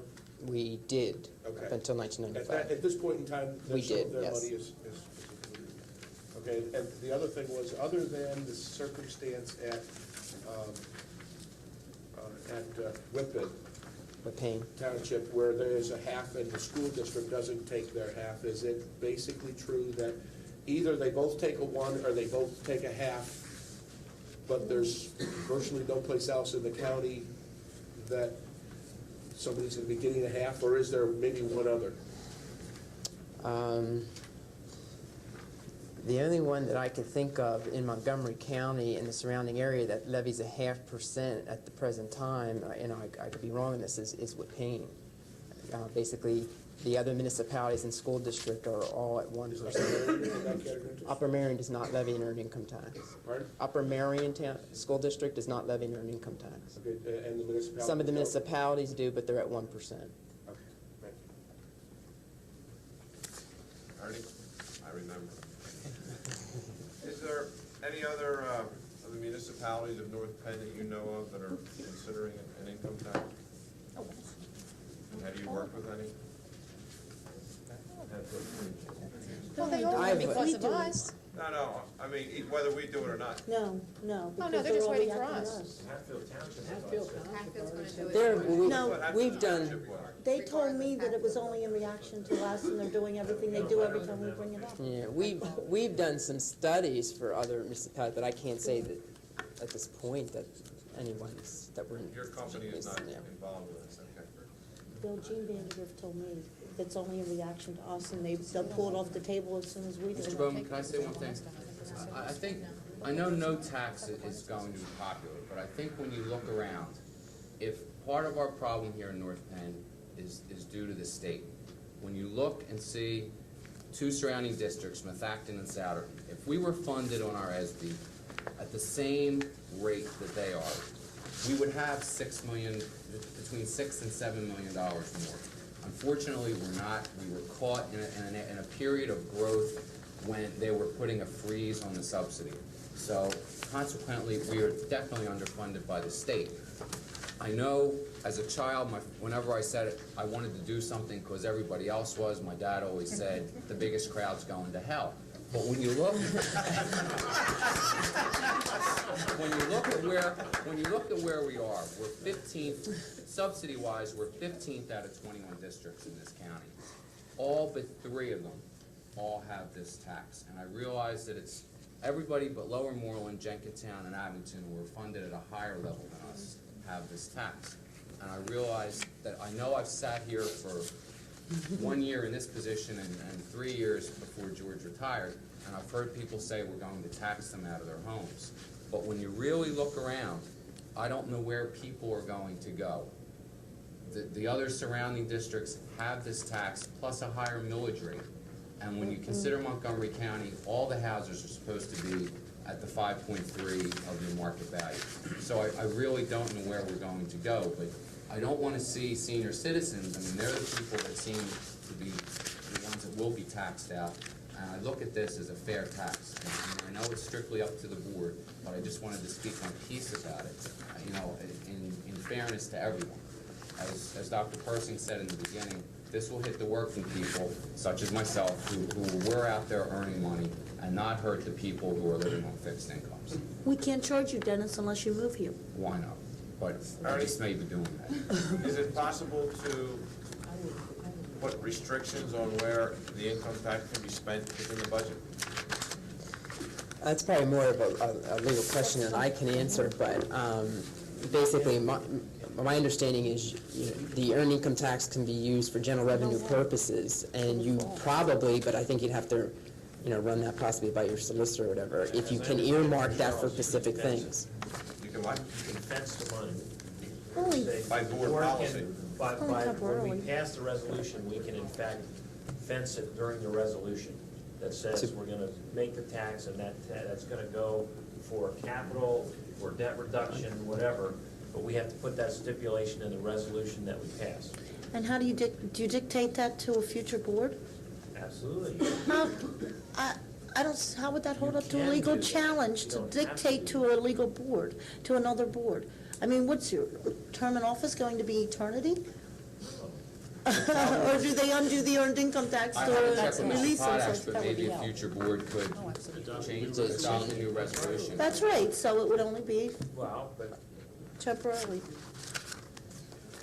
Ernie, I have a question. Now, I've been looking at numbers here, and I just, you need to explain something to me. If you take the first 2 pages and you look at North Wales Borough, in the first year at 1%, from North Wales Borough, we get 55 to 65K. And then the first year at 0.5%, in 96 and 97 from North Wales Borough, we get 230 to 245K. Okay. Why is the difference? Okay, if you look at the first page where it was at 55 to 65, realizing North Wales Borough presently has an earned income tax. So in order for you have to go through a legal requirement of giving them notice that you intend to share in that tax. You cannot affect their budget in this year. Oh, is that what it is? So that's why in your school year, you really only realize next year, at the end of next year's school year. That's not even half, oh, so they already have it, so then we're only gonna. You're going to really realize 1 quarter, okay? And then on That the, makes sense. okay? I can see that. And that It goes, just did, the numbers just didn't Yeah, add up. that's I couldn't why. figure out no matter how you did that to get. Until you It get, have to be right. about, right about what quarter of it. Right, so until you get that's- into that. that counts with all municipalities. For instance, if they're paying in WIP pay, we won't be collecting until they enter into their new budget calendar, correct? No. From the day that your resolution would take effect, those taxes in any other political subdivision besides what's within yours, those monies then would become funneled back to your district. Any particular reason why we have July 16th on there as the, when the tax levy would begin? Yes, that's, with the date that we'll approve our preliminary budget, that's the earliest we could start collecting. There's a certain amount of time that we have to advertise that we're going to do it legal. There's legalese in there that would be the earliest that we could start, July 16th. The process there, if I may, is you need to advertise a notice of intent within a paper of general circulation throughout the school district of your intent to enact an earned income tax. Then you need to hold your public meeting, adopt your resolution, and your resolution cannot take effect until 30 days after the adoption. And the resolution has to be enacted the same day you pass your budget, final adoption. Is that true, Ernie? I believe. Ernie, help me again with, municipalities are allowed to tax people who have occupations in the municipality, correct? So if somebody was collecting significant fees from this district, professional services fees, they work out of Harrisburg, but they made the money here in Lansdale. Lansdale, if enact the tax, because we did, could get 0.5% of those professional services fees. Though we don't issue them a W-2, I'm assuming they're given a 1099 or something. They're given a 1099. I mean, we'll just name names here. Our financial advisor works out of Harrisburg. He's making considerable sums of money, as is our bond counsel. So Lansdale Borough could hit these fellows up for 0.5%. Lansdale Borough could actually collect a full 1% if they choose to enact a 1% on residents and non-residents. And they render a half to us. No. They share Well, that not with on the us. non-resident. This individual. All right, okay? I got it, okay. Now, you have to keep in mind, though, if that individual lives in a district such as Harrisburg that presently levies an earned income tax, Okay. those monies are due to his resident district. So an example would be is if someone was employed in Lansdale Borough and lived in worked in Upper Marion Township. Upper Marion Township does not have an earned income tax, but because they're employed in Lansdale Borough could collect a full 1% until such time Upper Marion decides to put the tax in. I would say, suffice it to say, that people making significant amounts of money know where not to live. Well, but wait, those are, the ones that they're getting as a result of the fees charged to the district are corporate fees, not individual Right, fees. corporation, This is corporate. individual income tax. They would only get, based on the time they worked here, only when they worked here, they would be taxed for the earnings that they had when they worked here, correct? Correct. And again, Well, I understood none from of it some would of be the yours. settlement sheets that I had seen on our bonds that specific names were rendered specific checks. Corporations aren't taxable, are they? Corporate income is not subject to the tax. So if a To be business is a honest, small business, they can Ms. become Mengel, that would- incorporated and then they escape taxation? Oh, there Well, were the individual smaller individual business? names? The individual would be subject to the tax of the corporation, but corporate income is exempt. Well, there's always a way to do that. You gotta have a decent financial manager. There's fees where there's specific names on settlement sheets. Any other questions from Ernie to the board? Are there any questions from the audience? If there are, One more question, sorry. Go back to somebody brought the Hatfield Township letter up. Who was that? Dick? I read the letter, and the letter clearly states, please be advised that the Board of Commissioners of Hatfield Township intend to levy an earned income tax upon the residents of Hatfield Township. Is that a typo, or is that correct?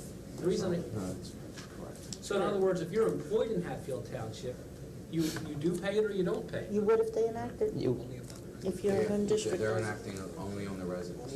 They're only acting on the residents. They can only enact if they wish on residents. I think that's more of a mistake. But North Wales Borough is different. Does it non-resident They can resident? do it on the people that work in Well, there. right, any municipality can levy it on residents and non-residents, but that's a choice of theirs. If they decide just to levy it on residents, that's their. You dodged a bullet. Holy mackerel.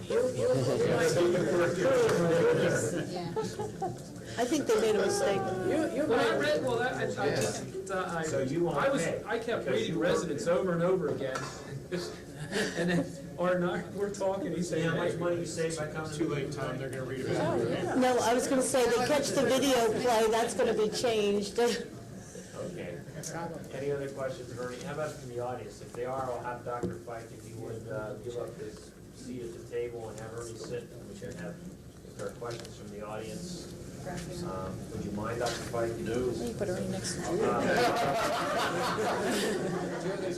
I'm sorry, wait, Ernie, why don't you just go over Right there? over here, we've got it. Your microphone over there. All right. That way you get farther from the darts. I'm sorry, I forgot about the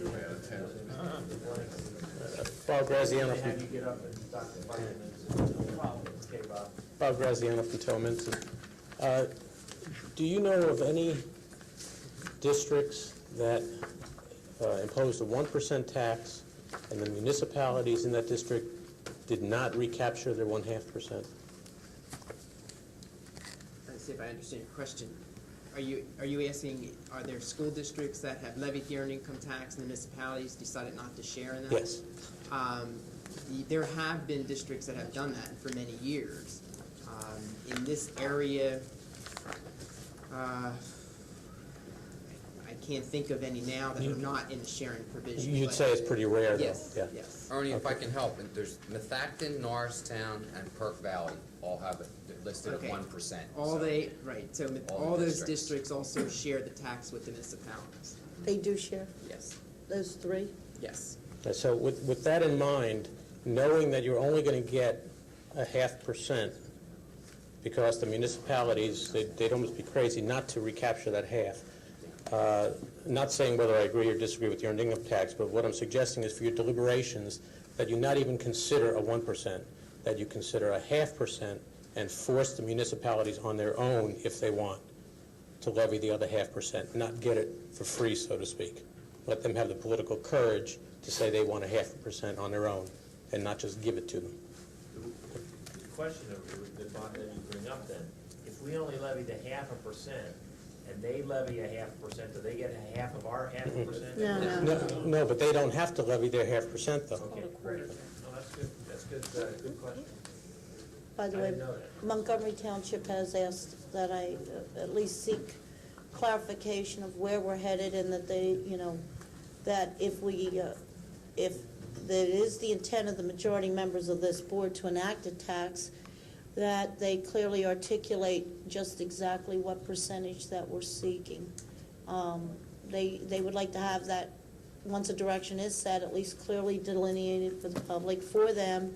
They would like to hear from the district, because they'd like to know whether they need to consider and move to take the 0.5%, or if they have time for future deliberations for filing on that, which if we levy a half, they can go at their own option because they're very much concerned about the shift that would occur there, particularly since out of all the municipalities, they have the heaviest commercial base.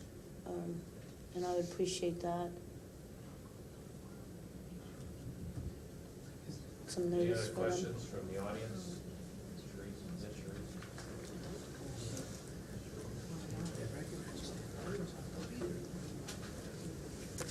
Sharice Krieger from Montgomery Township. I just have a couple of questions. I guess either Dr. Persing or the gentleman can answer them. Dr. Persing, you made a comment at the beginning of your remarks that this tax would somehow lessen the residents' property taxes. And I'd like to know how much can we anticipate in a reduction? So would I. And how you can make that how you can make that claim when it hasn't been stated before. Well, let me put it in, frame the answer in this respect. If this board chooses not to put on an earned income tax, every penny that will be raised will be impacted on virtually every penny will be impacted on the real estate taxes. I understand That's that. how. So what you're saying is by implementing this earned income tax, this for next year's budget, we will have no property tax increase for school taxes next year. I don't think I said that. So there's a chance for that, and I think when Dr. Persing presented it at the high school for 95, 96, we showed about a 6 mil increase. There's an $8 million increase in income tax. There would be I think a 6 mil drop in property tax. 6.2. I think that was on our 5-year projection. I was just trying to look through and see if I had that, brought that. I have it, Dick. It was on 8 million. The difference is, I guess we have to determine if it's a half or a 1. Yeah, that was going to be my next 1%. question. But Is it a half or a 1? 1%, if we levy a 0.5% and everybody takes it, their half, or we levy if we levy a 1% and everybody takes their half, or we levy a 0.5%, it's the same amount, and it's still about $8 million, correct? Not quite, not quite the same. Not your First year you get half of it. It would be about 14.3 mils if that answers the question. A 0.5%, if you're dealing with $4 million, if that's what you're anticipating and going to budget for, that value's about 14.3 mils. So wherever the budget is from there, and 28 mils if it's a 1%. Correct. Okay, my next question deals with the commission fees. I'd like to know if it's possible to negotiate those fees, or is that a fixed rate? To be honest, Mrs. Krieger, we're talking now with Dr. Persing on collecting it ourselves and I think that's good. Using them as a consultant on how to approach it, but we're investigating that right Would- now to save money. Would consultant fees be negotiable as well? Yes, it Then would. I'd like to encourage the board to negotiate those fees ahead of time if that's Not possible. only that, but if we view ways of doing things differently, we could probably set up, because of the size of this school district, could probably set up a mechanism by which we could charge other districts and/or municipalities and collect it at a lower rate. Sorry about that, Ernie. That's fine. He gives us advice and then we take business. But that's probably what would happen. Okay, and it was mentioned during the discussion that there's much legalese in the packet of information that Mrs. Scheer held up. I'd like to know what the estimated annual legal fees will cost us to implement this. I've seen a breakdown of legal fees for other things that are quite astronomical, so I'd like to know in the next budget what we can anticipate, should we do this, what we can anticipate in having to pay out in legal fees. I think what Mrs. Scheer had said, and Mrs. Scheer will have to correct me if I'm in error, but I think what her implication was that the burden would be more on the employer than it would be on the school district, whereas the school district is the recipient of the taxes. It's incumbent on the employer to make sure that it is in fact collected, and also on the employee to see that it is collected. However, if you have reference to documents which would be made up, those are kind of boilerplate. mean, it's really taken from the other school districts and what what our solicitor would make up for us to enact, if that is your question.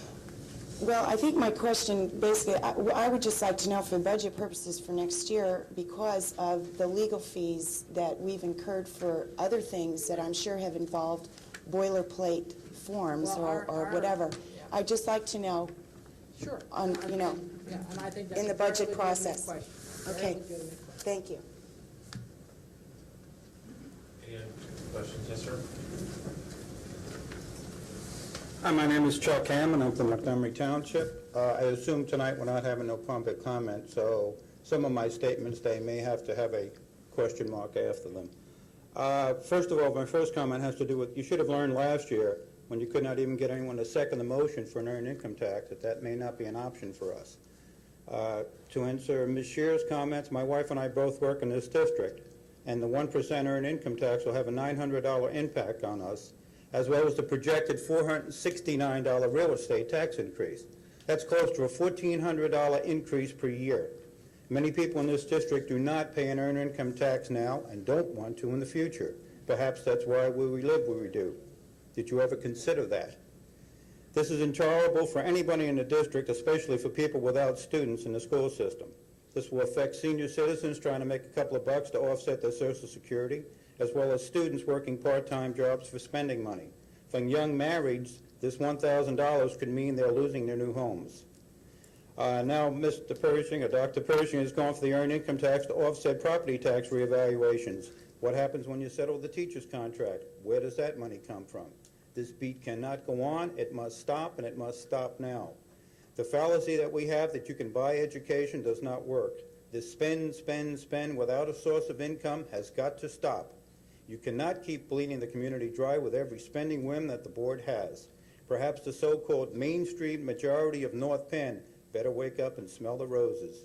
Your cost reduction measures are a joke. I especially like the one about eliminating classes with 15 to 20 students. I remember last year the bitter arguments that were fought by members of this board for classes of 8 to 10 students. Teachers would have to be here anyway, so why not have them teach the small classes? Does that sound familiar to any of you? Let's stop the smokescreen, folks. The homeowners of this district have had it. Election day is coming. Costs must be contained, and they must be contained now. I suggest everyone that will be affected by this earned income tax come to the board meetings and speak out now before it's too late. The choice is ours, not theirs. Thank you. Anyone else with questions? I have one more question for Ernie that I'm trying to understand out of this. See no more in the audience. Go ahead. Okay.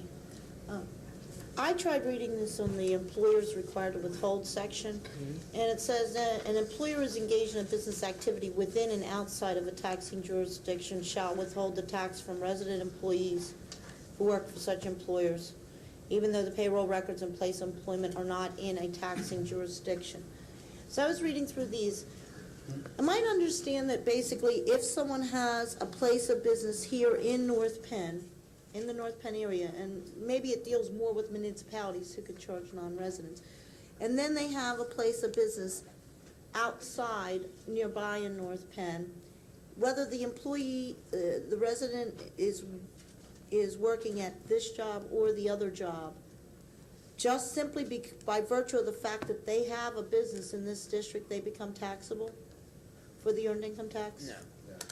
The employers, anyone who has a branch, office, factory, workshop, Right. or whatever within North Penn School District, Yes. those employers will be required to, by your resolution and by the act, to withhold the tax from any resident employee Right. of the district.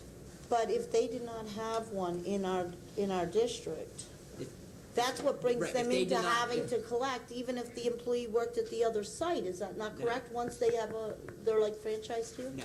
They have Okay. to be an employer located within the district, and the employees have to be affiliated or working out of that office. Out of the very office in here. Okay, I was a little concerned. For example, Mrs. Sher, we collect the tax for North Wales Borough. The teachers who teach at North Wales Elementary pay that tax, and we deduct it from their pay, and we submit it to them. Right. Dennis, I'd be interested, since we happen to be somewhere around the third largest taxpayer right within our district boundaries, judging from the last Business Outlook report that was just published a month or two ago. We are the third largest. We have a good demographic base. Right here within our employee payroll list, which is within your office, certainly not with any kind of confidential information or names attached. I'd be interested to see, out of our payroll listing, which is a little over 1,000 employees, Closer how to many of 1,300, those, really. how many of our employees are actually paying an earned income tax to their municipality? How many are actually there just to get a cross-section of this community? It's probably as broad as perhaps what he's used to try to collect. Well, to be honest, we would gathering only figure. collect for the, like, we collect the occupation taxes for all the townships, and we submit those revenues to them, but we would not set up But aren't you tax.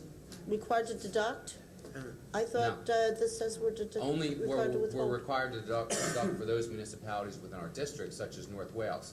If we had a school located in Hatfield Borough, we would be required to deduct for those. But Hatfield Elementary is in the township, so we really don't. We just do for North Wales Elementary. Okay, so we wouldn't be able to have X. we Right. wouldn't Say have if the Lansdale ability. Borough, we would have all the schools located in the borough, we would have to deduct just for them. Okay.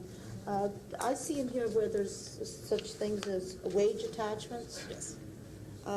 Wage attachments, certain hearings or that are possible if you feel that there's some sort of discrepancy between what's being claimed and what it is and isn't. The filing date is April 15th, the Yes. same as the federal level.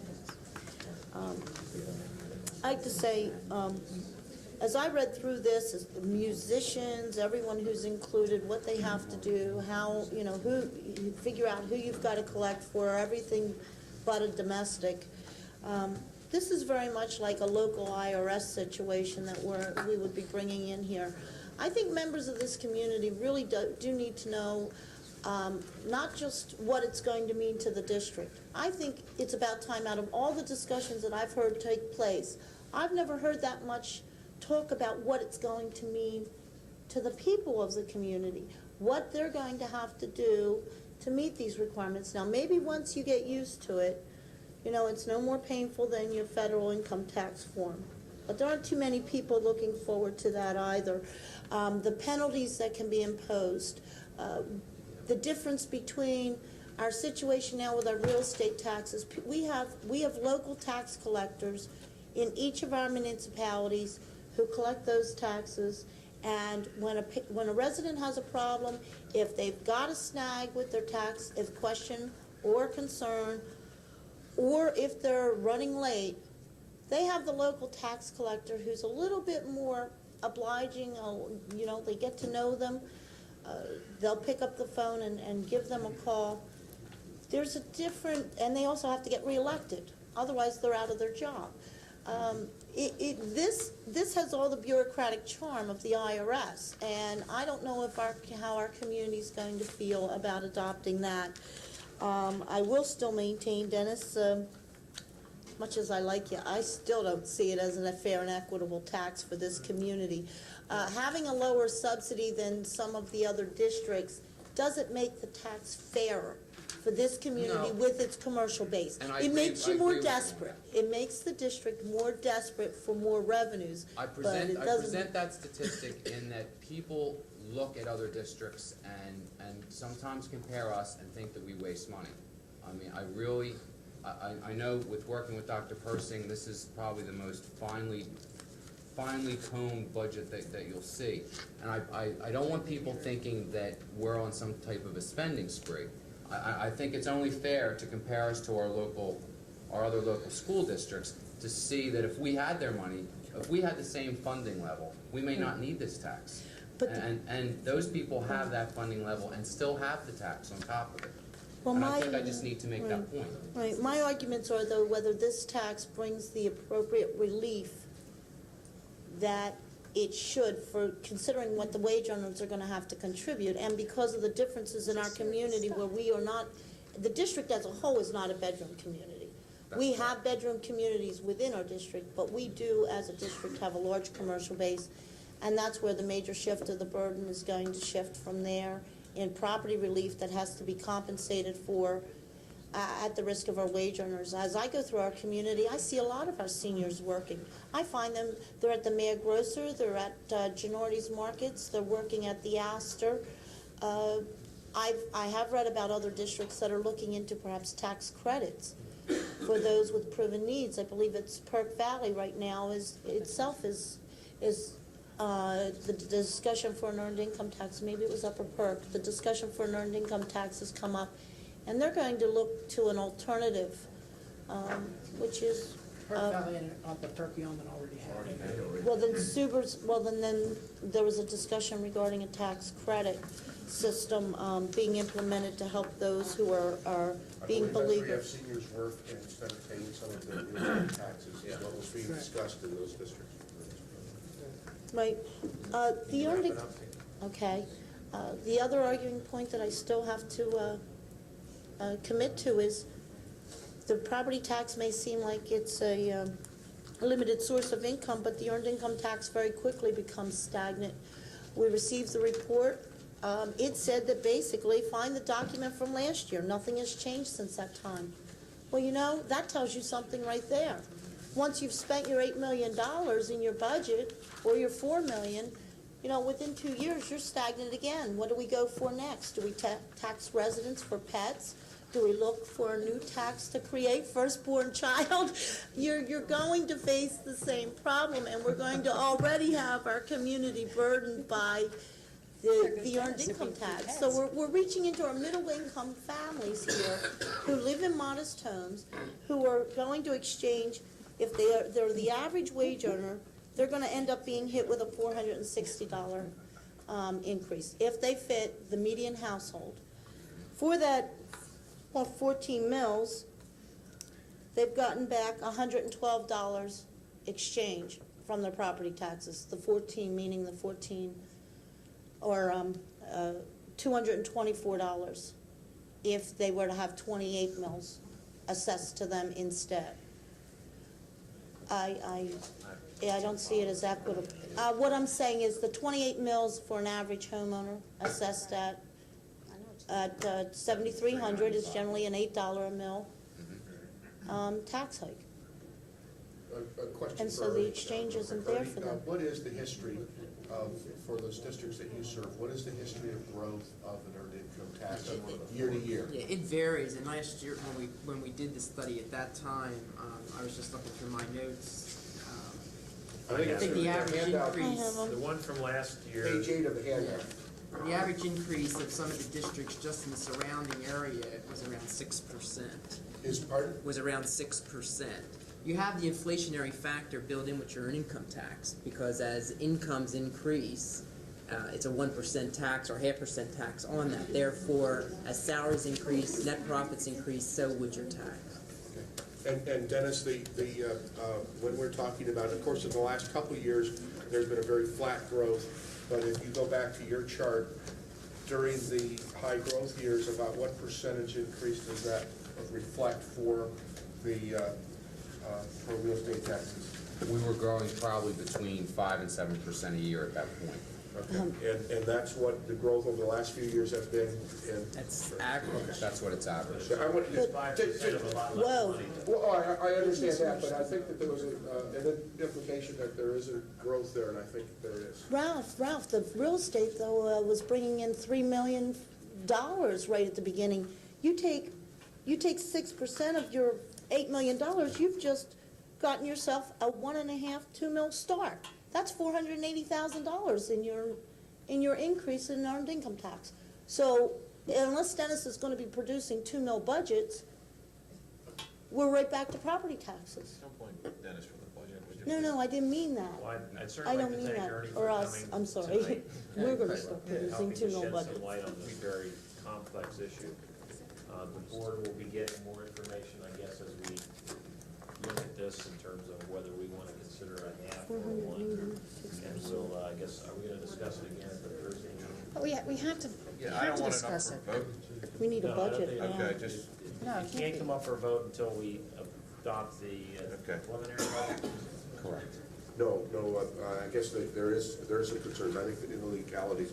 At what point in time, I think you put in here July 16th? July 16th. Which assumes a passage on June 16th, which assumes advertising when, Ernie? A month before that. No, that assumes a approval of the preliminary budget at the May meeting. Yeah, but there's an May. advertisement of intent that has to go on. Here it is. Yeah, and Mr. Potash has that all. Here it is. But is that consistent with not voting on it next? Yes, that's correct. That's fine, thank you. We're not in attendance to vote. Yeah, I don't think it's ready. Oh, we're not down to the last one? But back to the budget, Dick, in all due fairness, I've heard from, a number of sources that, Dr. Persing, you are really working hard at getting a greater level of accountability for the budget, but yet we don't have the other side of it.